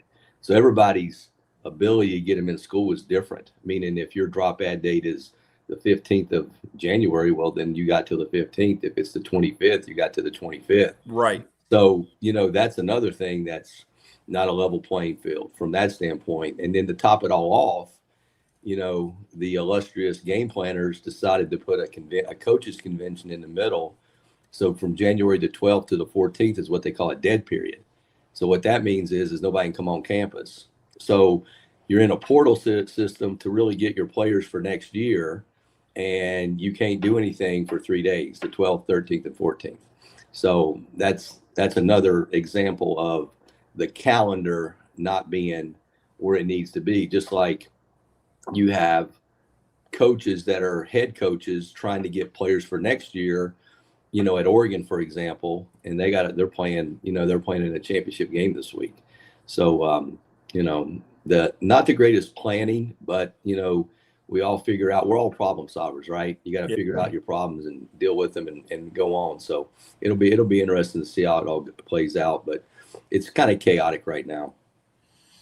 And now you're part of by far the best G5 league. I mean, you got Tulane and North Texas. If you look at the history, and I can say this now because of John Summerall is a good friend of mine, and I had talked to him about, you know, the whole Tulane situation, and he was at the Sun Belt in Troy, right? And if you look at the history of schools, like for whatever reason, I'm not knocking, but like Sun Belt head coaches really don't advance. Now I know JMU's had their deal, but really, if you think about it, not many guys. But if you look at at this conference, I mean, there were 3 guys this year that went to the SEC. That's right. Okay? And that was one of the reasons that Summerall went to Tulane, is he felt like that his next step would be a greater to achieve from Tulane than Troy. And he was right in that regard. And for whatever reason, administrators, and it's kind of like a cycle thing. For whatever reason, administrators feel like that this conference is get you more ready, prepared for SEC, ACC, bigger programs than the other smaller leagues for whatever reason. And you can just look at the guys that have been hired. Like, for example, this year, there were 3 guys hired from this conference to the SEC, and it'll continue that way because those guys will have success and they'll continue to, the administrators are always going to follow the thing that's hot, whatever hot, they're going to follow that. So that'll end up being into play. And it feels like at some point, Coach Mortensen could be on that same trajectory, right? He's a really smart guy. He's a really smart guy, very intelligent. He had other opportunities at bigger schools. He was actually tied to Brian Dable, because he was actually at Alabama with Brian Dable when he was the offensive coordinator there, who was another one of my GAs at one time, which shows how old I am. And everything. But no, he's a really smart guy. He got a great vision, and really he's the one that sold me on it. Just his vision for the program, what he wanted to get done, how he wanted to accomplish it, how he saw it. And then, just the whole Birmingham itself, from a city standpoint. And then when you look at the football in the state of Alabama, within a couple hour radius of their school, there's really good players. So that allows you to kind of get some guys and develop them that are younger that wouldn't cost the same as it's like anything. Like if you go in the portal, you're paying a premium. You know what I'm saying? There's a premium for that guy, right? Because he's in the portal and other guys want him and all that. Whereas if you get a guy that is a little bit younger coming out of high school, maybe you can develop, a handful of those guys to be, core players for you. So, but anyway, he has a great vision, very intelligent. And I look forward to him, working for him.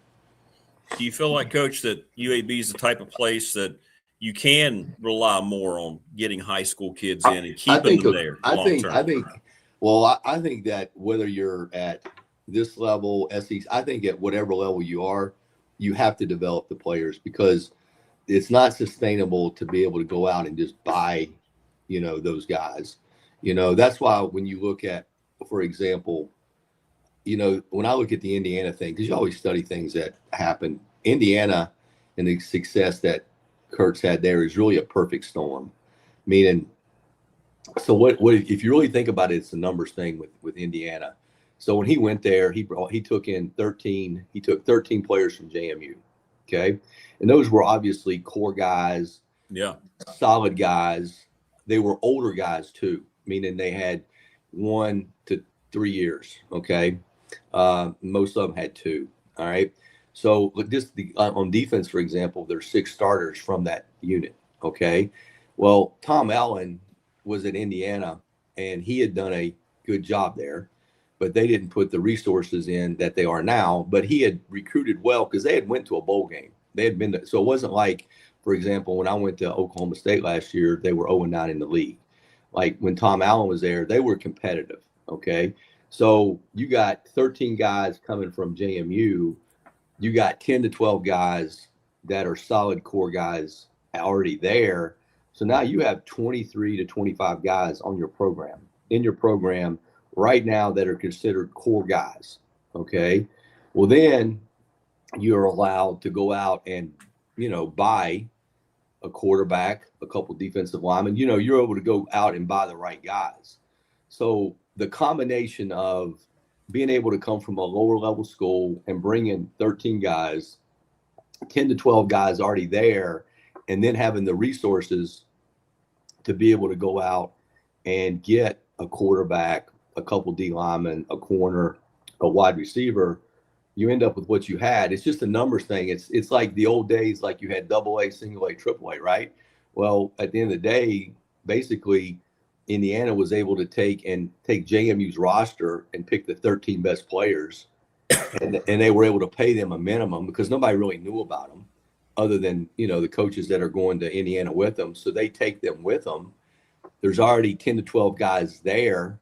Okay. Well, they're not people like, and this happens to play like if as a coach, if a kid goes in the portal and he's coming from a losing program, sometimes that does affect your thoughts on the guy. Okay, as far as he's not, whatever.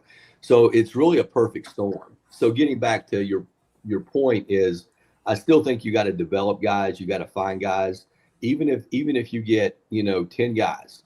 I mean, that's 10 guys that are going to play some snaps for you at a reduced rate, because the whole portal thing is something that eventually is not going to be sustainable. So you need to be on that path. It's just a matter of when, and it's happening now, and and people are successful with it, but like it's eventually going to change, and you just got to be ready for when it changes. But a lot of people will continue to do it the way it is now, and then when that does happen, they'll basically have to adjust. But there's going to be a price to pay for that. You need to grow some guys. You have to grow some guys. If you don't do that, you're not going to, you're going to have success, but you're going to have that one bad year, just like Colorado, Florida State, those kind of things. How many total guys from the Saban tree are on your new staff? I know yourself and the head coach. How many guys are down there? They have a connection to the Nick. They'll probably end up being a handful. There's going to be a handful. That's cool. Cool. So there'll be a handful when we get it all said and done. So yeah, it's an interesting process. Good place. Looking forward to it. Yeah, he'll take an active interest in that program too, because that's still his football state, right? I mean, oh yeah. He'll be coming up wanting to talk ball or something. He's always wanting to talk ball. So yeah, he'll be up. And the other guy that's around, a lot of people don't know about it. A good friend of mine is Kevin Steele. Kevin lives in Alabama. I mean, and he's from this area too. And Kevin and I are really good friends. And we'll have him up too. So we'll have some legends passing through, which is fun in the spring.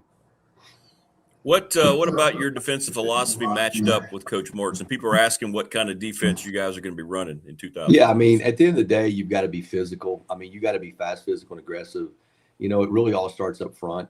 I mean, you got to have big people. I mean, I look at big people like lakefront property. There's only so much of it in the country, right? And it's like, my wife can pick out big people. You know what I'm saying? So like, you want guys that when they get off the bus, like, oh yeah, okay. So it obviously starts up front, getting big people to be able to control the game from a front standpoint. And then from there, you've always got to be able to be versatile, meaning you have to have the ability to play 3 down and 4 down. All the teams that are playing now really are multiple. Even the ones like, for example, that Miami say is a 4 down front, they still run some simulators and things like that allow them to create the change of bubble and some stuff like that. But it all starts up front, and then from there, having the ability to play 3 down and 4 down. And then you've got to have guys that can cover outside, because at the end of the day, whether you're playing quarters, cover 3, you're going to have some one-on-one opportunities for the offense. So you've got to be able to match that with some length outside that can handle the bigger receivers. And that's kind of the path we're taking. We're on a good road. I mean, we got a lot of dudes coming in the rest of the week, man. It's going to be pretty chaotic. So anyway, we'll see how that rolls. Yeah, you had to hit the ground running, haven't you, my friend? Like you get there, boom, boom. I can tell this story now. Of course, being a little bit older, like New Year's Eve is not that big a deal for us, right? And my wife and I are at home, and she's wanting to watch the crystal ball, or the Dick Clark ball, right, in New York. Yeah. And I got my iPad over there, and it's like 11:45, and I'm like, all right, I can watch this one more player to see if I like him before the ball drops. So anyway, I got my iPad in one hand and my champagne in the other, and I'm looking. I'm like, all right, I got 15 minutes. I gotta make a decision quick, man. You better jump off tape quick, see if I like you. And anyway, we got him done. We got him done before the bell rang, and we got moved on. Then we started on the 26 guys. Oh, that's awesome. You got your recruit sign sealed delivered. Yeah. Oh, let's go celebrate. Hey. That's right. I was like, that ball's going to drop in 15 minutes, man. You better jump off the tape at me. So I got 15 minutes to watch you. So anyway, it all worked out. And she just looked at me and was like, really? And I was like, I got free time. So it all worked out.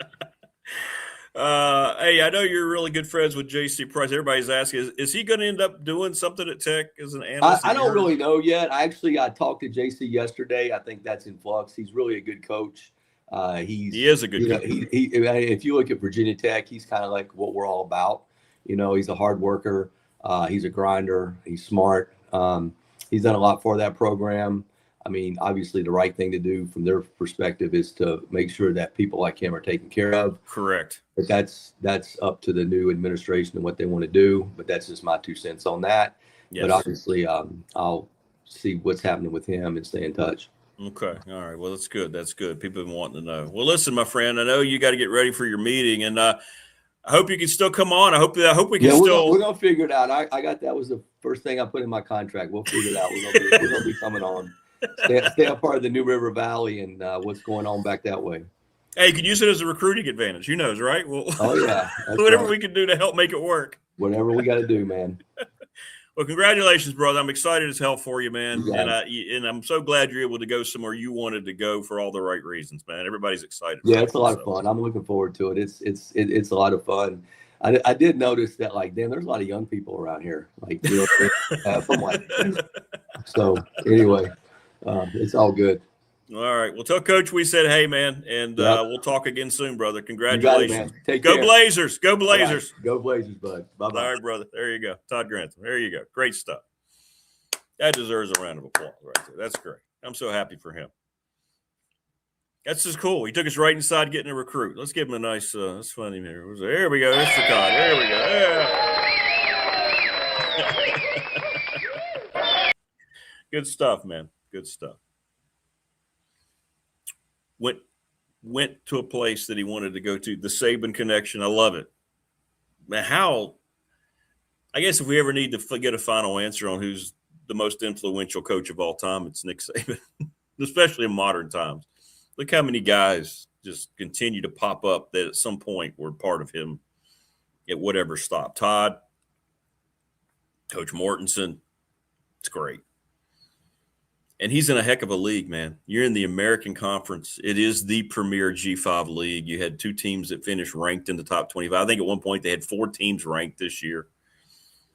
Navy's in that league. South Florida, Army. I mean, it is a hell of a league. It's really good. Really good. And I'm excited for him. Very excited for him. And, yeah, we'll be pulling like heck for the Blazers. And I guarantee you, he really did do that too. He put in there that he still wants to do the show. It's contract. We will be, well, obviously, you know, we have tech and all that, but we will be pulling for UAB.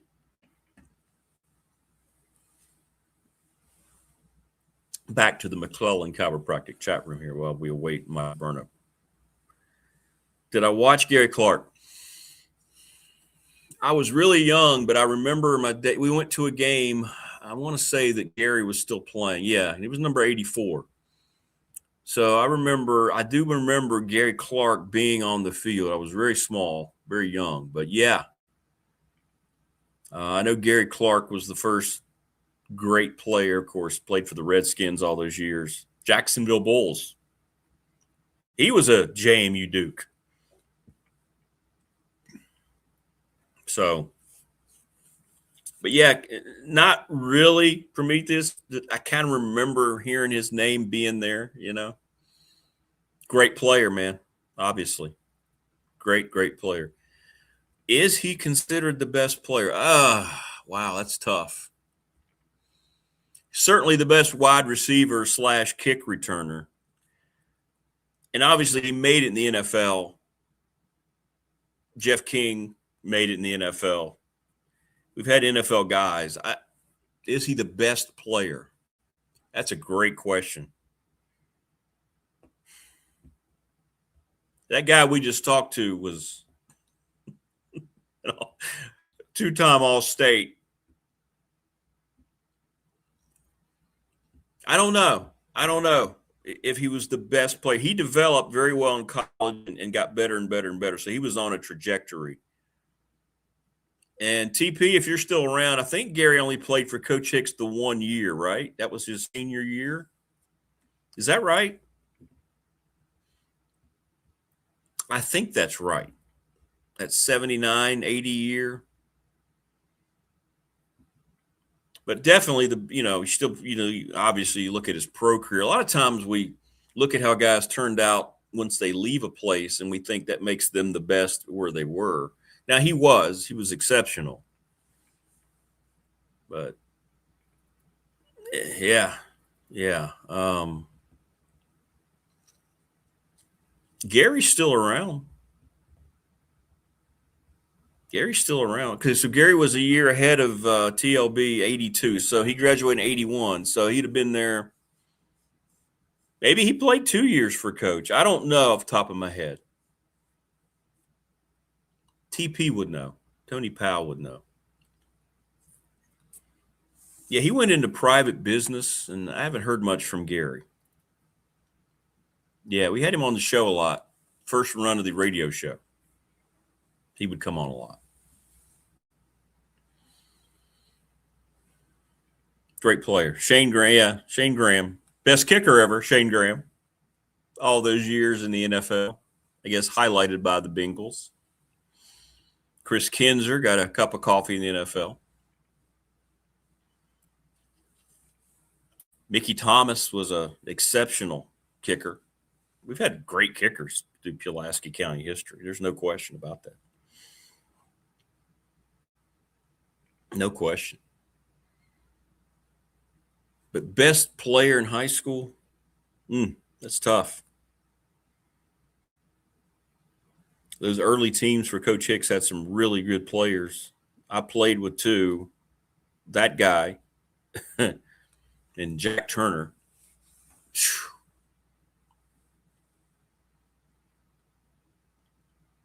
Jack Turner, he was in a different realm. Yeah. And they've had really good players since then.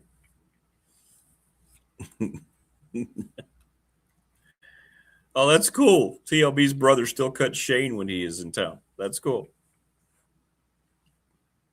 Morris, the Bengals. We're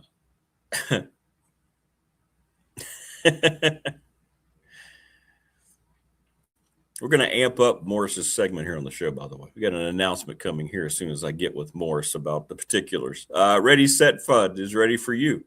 Give Bob Christ a call. He's brother of Dave Christ, former Blacksburg coach, ReadySetFund.com. BobChrist11@gmail. They helped Floyd County Softball raise $4,000 in 5 days through a text message service that they offer. Thanks to Lawson's Mobile Home Supply. 300 North Franklin Street in Christiansburg. Give James a call, 540-381-8011. The NRV Super Bowl, 382-5525. They're open late nights on the weekends. They have league nights. They've got boogie bowling. They've got their late night environment. The food is improved. Everything over there is outstanding. They put a lot of money into it, man. You need to check it out. Thanks to them. Thanks to Montgomery County Board. Appreciate them. Nice to be on the Chamber of Commerce. Top Shelf Apparel with Brandon. Thanks to Travis Williams, Professional Door Incorporated. He could comment. He was a really, really good Cougar player, Travis Williams. Matt Roan Tater. Could get him involved in this conversation. He was a really good player, too. But Professional Door sponsor of our text line, National Bank member FDIC, the exclusive banking partner of BDST. The attorney Ryan Price, sponsor of our Fan Question of the Week. It looks like it's going to be a runaway. We've gotten, I believe, already 20-some responses between chat and between the text line, and everybody is saying Indiana, Miami will be in the title game.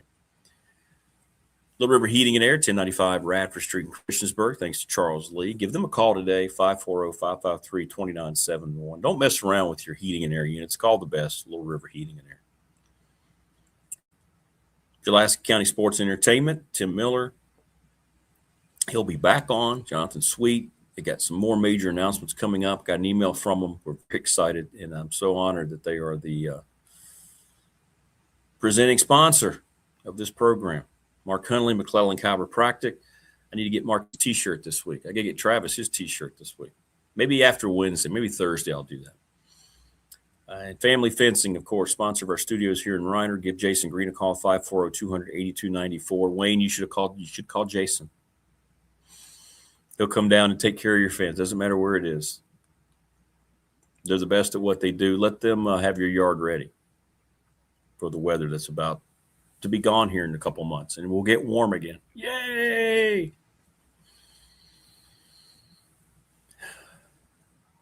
Jeff King, yes. Poindexter, no. No. We had some Poindexters come through there, but not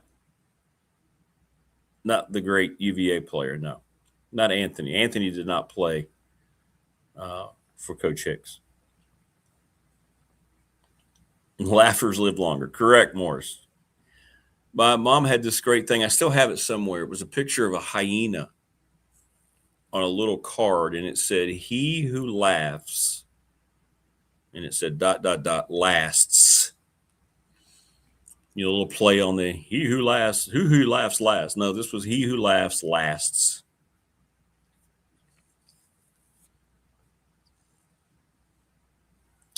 Creed is right here. Let me see.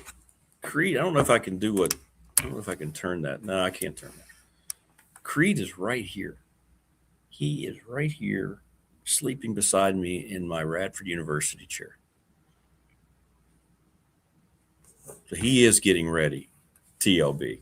Can't see him, and I know that stinks, but he's right here sleeping. Let me show you. Take a picture of him. I could move everything around, but I think I would absolutely destroy it.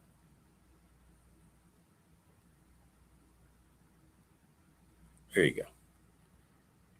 That's current Creed right there. Sleeping in my Radford chair. Oh, look at that. A Big Dog Sports Talk t-shirt. If you want one, hit me up. That's him right there. Yep. He's sacked out.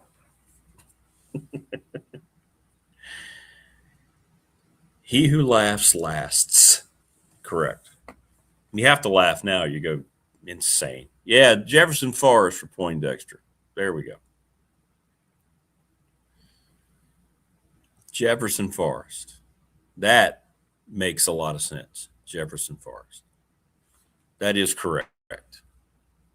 He was a Jefferson Forest Cavalier, and then he was a Virginia Cavalier. Anthony Poindexter. Now he's on the staff at Tennessee, continuing his coaching career. Waiting for supersize and small t-shirts. Yeah, I know. I gotta reach out to Brandon again. See if I can get, what is it, the big and tall? Because Wayne's like 7'2". And I got to get some smalls. Now the mediums they're not very big. I think if you want a small, I think a medium would work, especially after you wash it a couple times. No doubt, Rodney. King Harvey. We talked, it's interesting. He's come up now twice this week. Kevin Krause, I had the pleasure of calling his games. Kevin Krause is the best running back I've ever seen. Wear those Cougar colors, the burgundy and gold. Yeah. King Harvey went to West Virginia, old number 33. Great player. Great player. Yeah, no doubt, Prometheus. Dennis Haley was, whew. Dennis Haley was a man, wasn't he? Great two-way player. Great running back, but you're right. He was a much better defensive player, and that's where he made it in the NFL. Yeah. Yeah, Dennis Haley was the real deal. 100% TLB. We don't laugh anymore. We're too busy being offended. That's right. Certain groups are anyway. They spend their whole life wanting to be victims and be offended by everything else, trying to make rules for everybody else, even people who don't look like them or have the same background, right there. Arrogance. They're blinded by their arrogance, thinking what they say and how they look at things is the way the worldview needs to be. Correct. 6'2" to 25.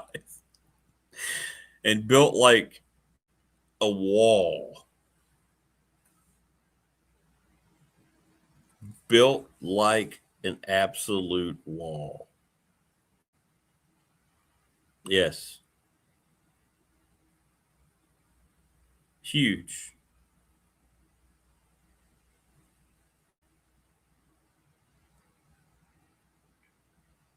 Guy was the real deal. The real deal. Did you really, Wayne? Wayne played against Alonzo Mourning. That's cool.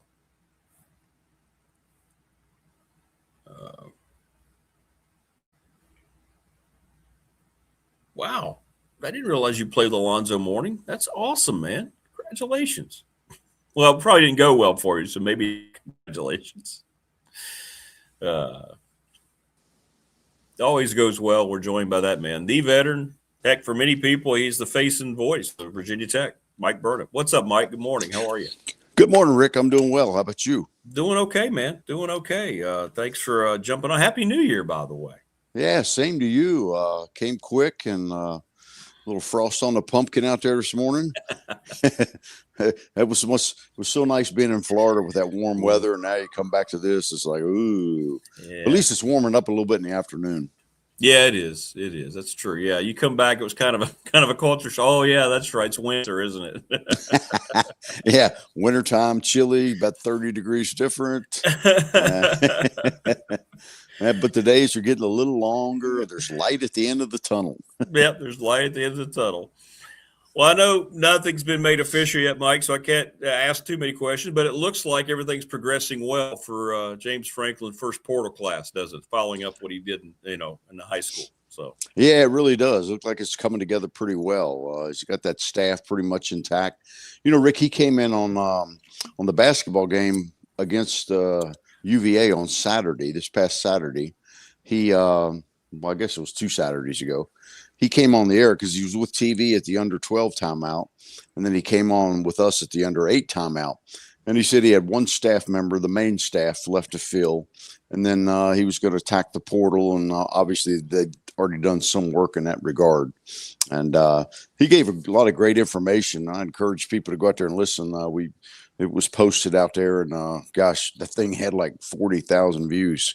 He was on with us about 4 minutes, but he gave us a lot of information on that thing. But yeah, back to the portal. He's going to attack it. Looks like he's got a great class coming in. Areas of need, the quarterback, looks like tight end. Got some linemen, of course. And so, yeah, I'm anxious to see when it all finishes up on the 15th, who's signed, sealed, and delivered, and who will be here for spring practice. That's right. That's right.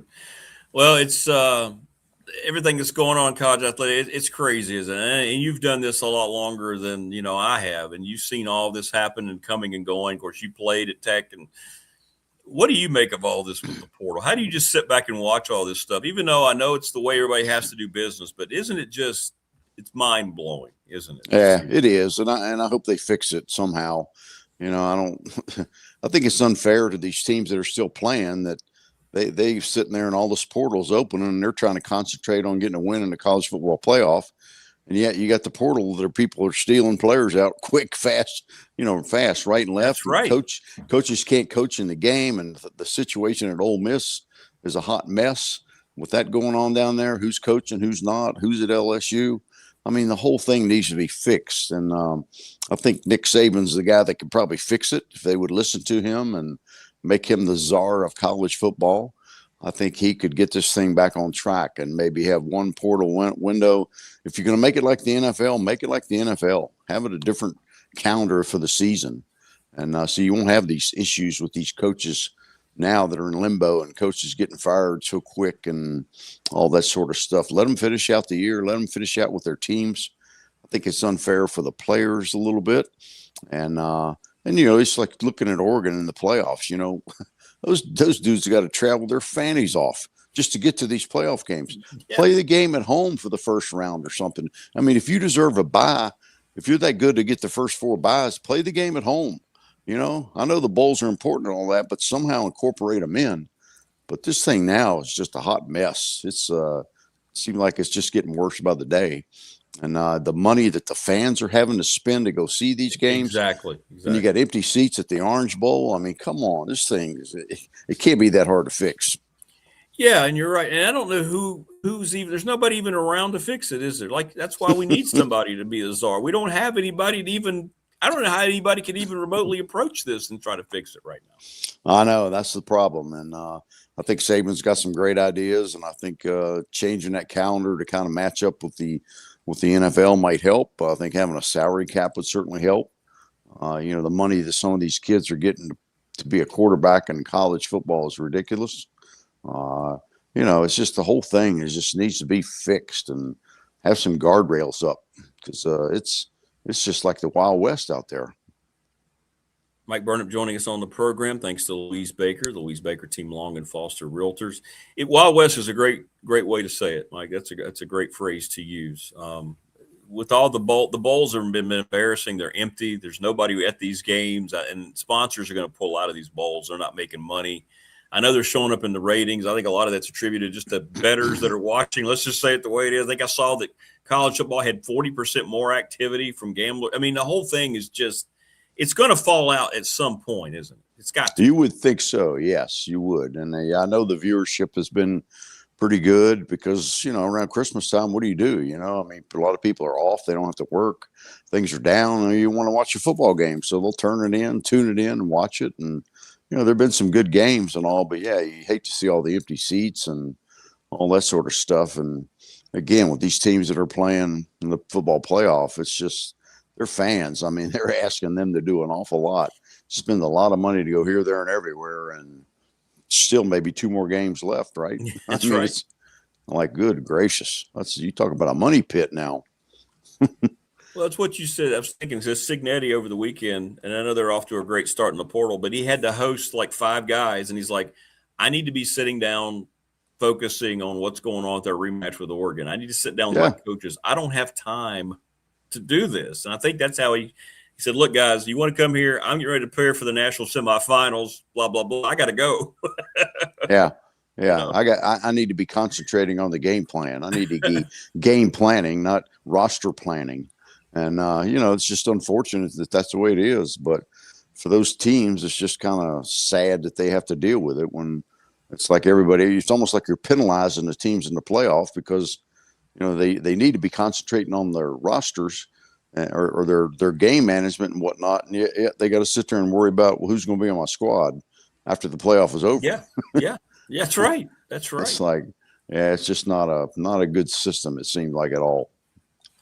Are you a proponent? People are asking in chat of the bowls moving to the front of the season at some point. Maybe, I don't know who you decide who plays in them, but we think that would garner more interest in those games because the playoff has made them, for the most part, just completely irrelevant. Yeah, they have, and we talked about that a year ago. I think that's maybe something that the Bulls should think about. That maybe you have to do that. I mean, you're playing a lot of these non-conference matchups anyway, neutral sites. Why not just make it a bowl game? I mean, it would be kind of odd, right? You're going to a bowl game, but I mean, the other thing about it is too, Rick. And when we used to go to these bowl games, like when you go to the major bowls, the Sugar Bowl, the Orange Bowl, and all those sorts of things, you were down there 5-6 days. You go to a hospital and see the kids. You do some community stuff. You'd go here, there, and everywhere. Now it's like a business trip. You're coming in 1 day before, 2 days before. The players don't get to enjoy it like they used to. They used to have a party with both teams there and all that sort of stuff. I mean, all that seemed like it's gone away now. And I think for the players, they're missing out on some of the bowl experience anyway. So maybe that would be a thing to do. Have it in early in the year. They're playing games overseas now anyway. Looks like UVA is going to do that, but Tech played in Atlanta. Play a game in Charlotte, play some of these neutral sites or some of these bowl sites. Maybe that would be a way to try to fix a little bit of it. Yeah, I know it. Todd Grantham thinks that should be the case. He says it's gaining momentum in coaching circles, so that could happen. I could see that happening here in a few years. We'll see. We'll see. Yeah, let's hope they fix something. I mean, it's just right. Fix something. The train is going off the tracks, man. It's like ready to derail. Can we fix one thing to make us feel good about any of this ever again? Just one thing. I mean, you got that train going around your Christmas tree, right? And every time you turn around, something's just like it's off the track for some reason. Like, what happened? Did a needle fall off the tree and it derailed the train? I know, right? Yeah, just one little. Yeah. Oh, the train wrecked again. Oh, darn! Somebody else just made a bad decision in college athletics. Shocker. The grandkid comes around, look, and picks up the train, right? Yeah, that's right. Throws it off the track like, whoa, we got a mess here. Thanks to Louise Baker, the Louise Baker team, Long and Foster. Mike Burnop joining us on the program. Happy New Year to Louise. And well, here we are, basketball season, conference play. Tech finally getting healthier. We've been talking about this a while, and boy, they put up a fight against a very good weight team, still underhanded. After that triple overtime win, I'll tell you what, you get Mike Young's team in overtime, you're going to lose. That team's good, and they feel that pressure, man. They're good in OT. That's like OT is our time, man. And then they've played great in overtime. It's hard to believe. I thought the game of Wake Forest was probably going to go to overtime too. And that kid hit that great shot, the three, Messi or whatever, hit that three with Ben Hammond right on him. He took a step back three and nailed it. And the rest will seem like to be history. They go the other end. Jalen Bedford was trying to make the first free throw and he missed it. So then you automatically got to try to miss the second one. And that didn't pan out. So yeah, it was frustrating, but you know, if you could just get one of those guys back, Rick, you think it'd be worth more than 3 points, right? Right. And so hopefully they're getting closer. I know when you look at Toby, he was not on crutches anymore. He's not on a scooter. He does have the boot on, but he's getting closer. And I talked to Tyler the other day, and he said, yeah, I'm coming along faster than they think. And so hopefully that'll be the case.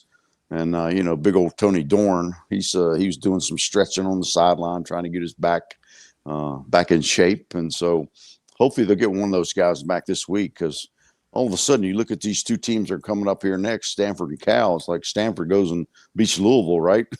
Louisville's ranked 16th or something. And Cal had a big win over Notre Dame when Shrewsbury went off at the end of that thing. Did you see the end of that? Oh, my God. Yeah. He choked them out. Officiating so bad. But, man, if he had made contact, he's done, right? He'd have been fired. Yeah. I'm sure he would have been. Yeah. He needs to be thanking those assistant coaches, whoever it was that held him back. Tackled him. Coach, don't. And that dude's a big dude to tackle now. Yes. He like a defensive lineman. That was an atrocious call, though. That was bad. I get it. It's amazing. It's amazing. It keeps getting worse and worse. It's so bad. It's so bad. Well, yeah, frustrating for sure. And guys are, like our chat's talking about, these Tech guys are helping their depth, but they're playing a lot of minutes, man. And it gets to you, doesn't it? It gets to you. That's a lot. Well, when you get in foul trouble, and that's what happened the other day. The first half, Gerdak and Hansberry both had 3 fouls, and that limits them to about 10 minutes in the first half. And I don't think they had a field goal till there were 14 minutes left in the first half. So they got off to a bad start. Neo turned the ball over way too much early. I think he ended up with 7 assists, but he had way too many turnovers and just some lazy passes and stuff. And, it'd be a good learning tape for him too, because that was in essence, that was only the second road game they played. They played some neutral sites, but they did go to South Carolina and play on the road and got a win in overtime. And it wasn't a home site for Providence at the Mohegan Sun, but in essence, that was a home game for Providence. Right. That goes to overtime. But, yeah, it's a good experience, and they'll learn from it and be better for it. But this stretch coming up is probably going to be a little more difficult than they thought. And people need to, if Lawal does show up at some point here soon, they're going to have to ease him back. That type of injury, man, that you got to make sure that guy's good to go, right? The biggest mistake they can make is saying, okay, go out there. Here you go. 25 minutes, 30 minutes. No, he's going to have to come back in very periodically for a while. They're going to have to monitor his workload for sure and make sure there's no setback. Same way with Tyler. You got to do the same thing when he comes back, because, if you don't have your feet in basketball, you got nothing, man. Yeah. You can play with a sprained shoulder, an elbow, or something like that. You might be able to get, but not with a foot, ankle. 100%. Yeah. That's all on your feet. All on your feet. All about the quickness and all about the cutting and all the elevation and rebounding. And that's tough. Mike Burnop joining us on the program. Of course, Louise Baker, the Louise Baker team, Long and Foster Realtors, 540-320-0382. As always, Mike, Louise says hello. I know that. We love Louise. Yeah, she was at the UVA game. I think she sent me a text, but I never got to see her. I don't know if she got there like too late to come down and maybe say hello, but yeah, we appreciate everything she's doing. And I know she's excited about 2026 and housing market and the interest rates. And there are a lot of houses out there right now. And just look at the coaching staff. My goodness. That's true. Yeah, they'll be in the market. It's like a swinging gate now. You got guys that are coming and leaving, and you feel bad for them. But I'm happy that some of those guys got jobs. Elijah Brooks got a job down in South Florida, and Brent Davis, I see, got a job. That was good for him, and he's going to Pitt, I think. And then, a couple other ones. Sean Quinn going to Liberty. Yeah, as a defensive coordinator. He was going to stay here as a defensive coach and analyst, I think. And then that came around. The opportunity came, so he left. Texted him the other day. He's excited about the move. And I said, well, they got plenty of resources and unbelievable facilities at Liberty, as you know. Yeah, they do. And so, yeah, I think that'll be a good fit for him. And so, yeah, happy to see some of these guys get jobs and land on their feet. That's the toughest part of coaching changes is all the support staff and everybody else. Is it looking like you think JC's going to grab one of those roles, analyst roles? I texted him too, and he's waiting for the next move. He's got a couple things working, but nothing has fell in place yet. And, I hope it will sooner or later, and I think he'll be fine. He's a good coach, good recruiter. Yeah. So I think he'll land on his feet, just not sure where. And, maybe he's had some offers he didn't want. That could be true too. So you just have to wait and see, but I think he'll be okay. Yeah. You're right. Somebody who understands the value of that guy. There's no question about it. No question. Yeah, you cut him open, man. He's going to be orange and maroon. It doesn't matter where he ends up. Yeah, that's right. Yeah. Well, finally, Mike, who do you like coming up in the semifinals as you look at this thing? People seem to say it's going to be Indiana and Miami. What do you think? They're peaking at the right time, or the Canes? To say yeah, they are. They play great. I mean, gosh, you got to root for them, I guess, for the ACC. So I think that'd be good. And it goes to show you, you're a 10 seed, right? You're coming in there, maybe got a chance to play for the national championship. I mean, I think any four of them could win, but I think Indiana and Miami are the two that got the best shot.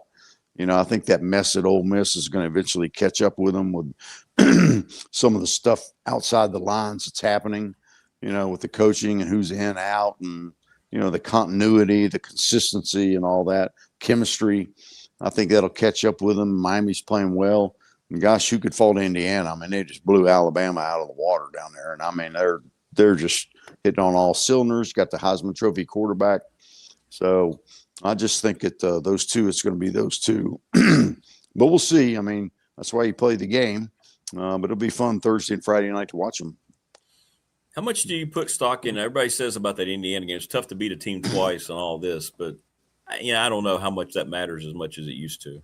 I don't either. And, you think about it in basketball, a lot of times teams will beat them twice in the regular season. Yeah. And then, maybe three times in the tournament might be a little more difficult. Sure. When you get to the tournament. But, I don't know that there's much in that. I think it's a good way to motivate your players and all that sort of stuff. But, no, I don't think if I beat them once, I feel confident that I can beat them twice. Right.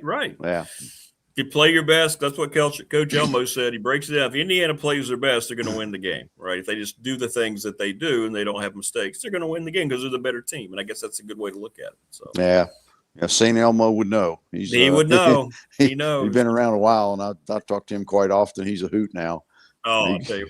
Great memory, and he kind of saved Frank Beamer and that staff, man. He came in there, and it was like a train coming in, man. He was like a hurricane. And it's still blowing pretty loud too. Yeah. St. Elmo's fire. Yeah. He's great. Yeah. Good dude. So when are you guys back on the hardwood? Let peeps know when they can find the Hokies again here. Yeah, we're back at home this week. We got a game tomorrow night, 7:00 against Stanford. And then Saturday we got Cal at 4:00. They're back on their East Coast trip this week after both of them are on the West Coast last week. Playing Louisville, Notre Dame, they had that swing, and now it's Stanford and Cal's turn to come east. So we got both of them, and then we'll hit the road next Wednesday for SMU. First time I've been down there, so I'm looking forward to that. And then we come back and play Notre Dame. So, it's got 2 weeks coming up here with some home and away games. Should be fun, exciting, and I am looking forward to going to SMU. I've never been to their campus or anything, so and they're playing well. They are. They're good. And the money's going to blow. You wait till you see that place. Woo! No. I bet. And good for them winning their bowl game too. How about the ACC with like 8-4 in bowls? They're playing great, man. I mean, regardless of how you look at these bowls, I'm happy for the league because they get ridiculed so much, and it's nice to see them. Even UVA, the way they came back, beat an SEC team, they blew the championship game, but that's a nice win for them. It is good to see the league playing well. Duke wins the Sun Bowl. I mean, they had some nice things. It was like that one day. It was like Black whatever day it was. Yeah, they lost 3 bowl games or something. Right. Out of the 4 in one day or something. UVA won the nightcap. So that was good. Should be fun moving forward. And of course, those teams that you saw there, you'll never see that team again. Yeah, they'll be playing for other people in other places, and that's right. The names will change. That's the way football is now. Well, that's what I'm trying to remind Tech fan about. It's great whatever class we gets announced, but half of them won't be here next year at least. So get used to the new class coming. That's just the way it's going to be going forward everywhere right now. I will say this, Coach Franklin. I asked him. I said, "Are you a spring game kind of guy?" And he said, "Yes, I am, and we're going to sell out Lane Stadium." He said, "We're going to start promoting it right away. We're going to have 65,000 people in Lane Stadium for the spring game." He said, "It's important because it's important for our players to be in front of fans and have a dry run. It's important for the coaches to be out there and have the same thing in front of fans and not go into your first game with no fans and like sitting there and just all of a sudden you're in shell shock." So I thought that was interesting for him to say that, and I know he's excited. Once he gets all this done, he said, we got a lot of work to do, but he said, it's going to be fun to get them on the field and see what we got and then get ready and have a good spring game and get them ready for the off season. So winter workouts are going to be key when these kids come back here in the next week or two. So yeah, it's going to be fun to see them get developed and get after it. Well, and you've said that for as long as we've been talking, Mike, how important to get those guys on campus as early as possible to get them start getting them going in the program. So, no doubt about it. January guys are huge, aren't they? Yeah. Oh yeah, that's you can't say enough about that. Have them here for spring practice and go through the system and learn it. And it's tough when you come in July or August, and expect to be a contributor unless you're pretty far away from the ball, like a wide receiver.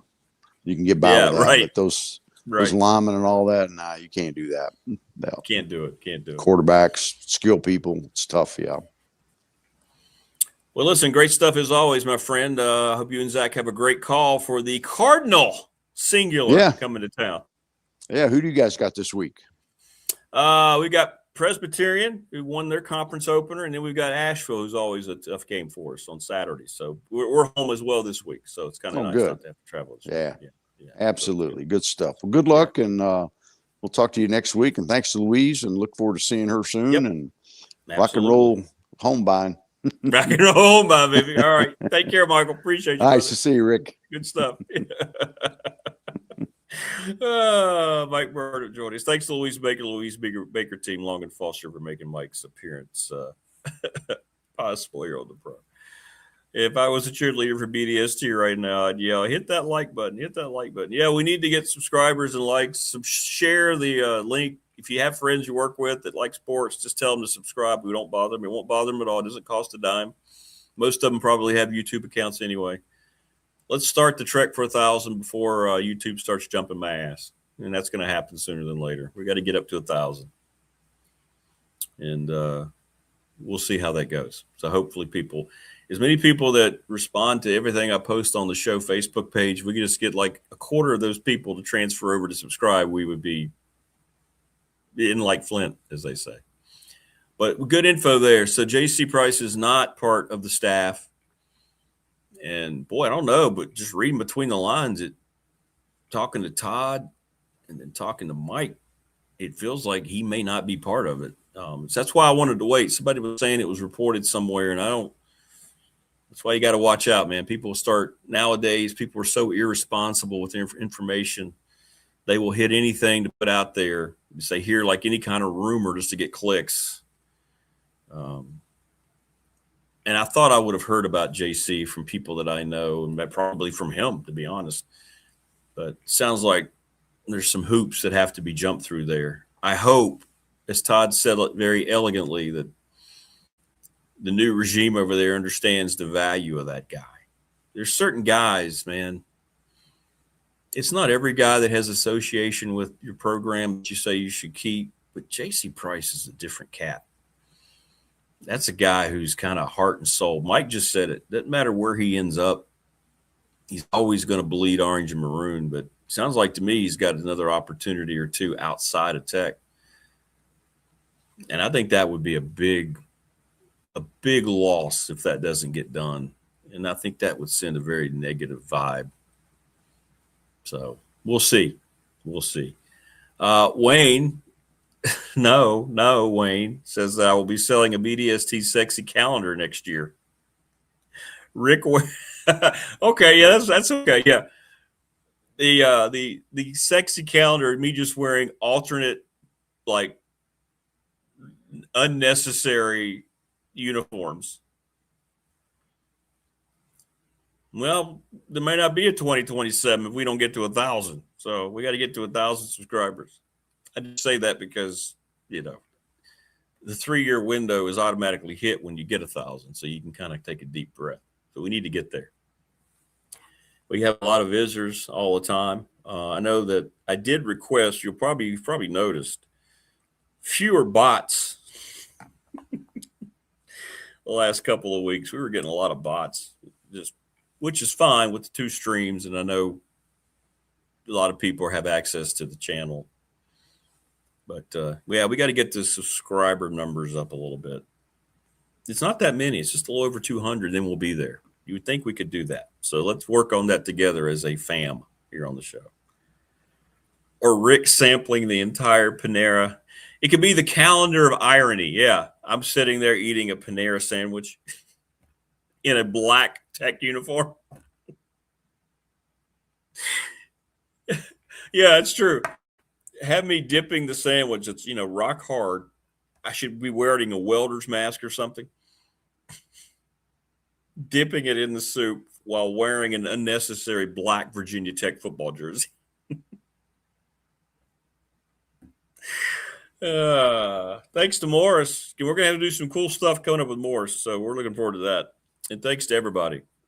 Good stuff today, man. We were loaded today. Marva, Brian Seigla, Todd Grantham down in Birmingham, getting ready for a coaches meeting. How great was that? Following his journey to Birmingham. That was cool, man. What a great story. He's sitting there waiting for the clock to turn. They evaluated a kid, called him up. You want to come be a Blazer? Yep, got him. And then Mike Burnop, who's always great. Playing some Pearl Jam. Pearl Jam in the background. Yeah, Pearl Jam or Dave Matthews. Oh, my God.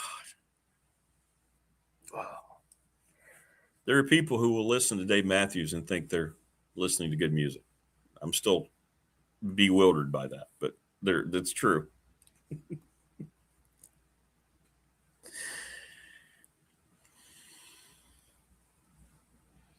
What is a TOT sponsorship? Brandon, what's up, Brandon? Happy New Year, brother. I guess I'll see you tomorrow. Can get 1,000 subs real quick if you get a TOT sponsorship. All the Virginia Tech students will be all over the show. Yeah. You can help us, Brandon. You can spread the word. Show them how easy it is. On top of the stairs. Top of the Stairs used to sponsor the show back, first run of the show, back on radio. Yeah. That'd be great. We'd love to have Top of the Stairs. Yeah, they were great. We did the show over there live. Yeah. I don't know if it's under the same ownership, though. But, yeah, Top of the Stairs, they had a sponsorship on the show, and we'd go over there once a week and do the show live. So that'd be great. Tell them we said, hey, if you go to Top of the Stairs, tell them we'd like to talk to them. They could be our hub for our NCAA March Madness. How cool would that be? Because Tech's going to be part of that. It'd be great. We could work it out. Yeah, we could do the show there. We could do I finally figured out this whole portable thing. I wouldn't move this. It would look different, but we could still do it. Morris slamming drinks in the background. All right, good stuff, everybody. Enjoy the rest of your Tuesday. We'll see you tomorrow on the Hump Day Wednesday edition. Look for more portal comings and goings throughout the day. And thanks for everybody again for stopping by. Please subscribe, like, and share the channel. Let's get those numbers up, and tell your friends, tell your neighbors, show them how, tell them it's easy. And hit me up if you want a t-shirt, and we will see you tomorrow.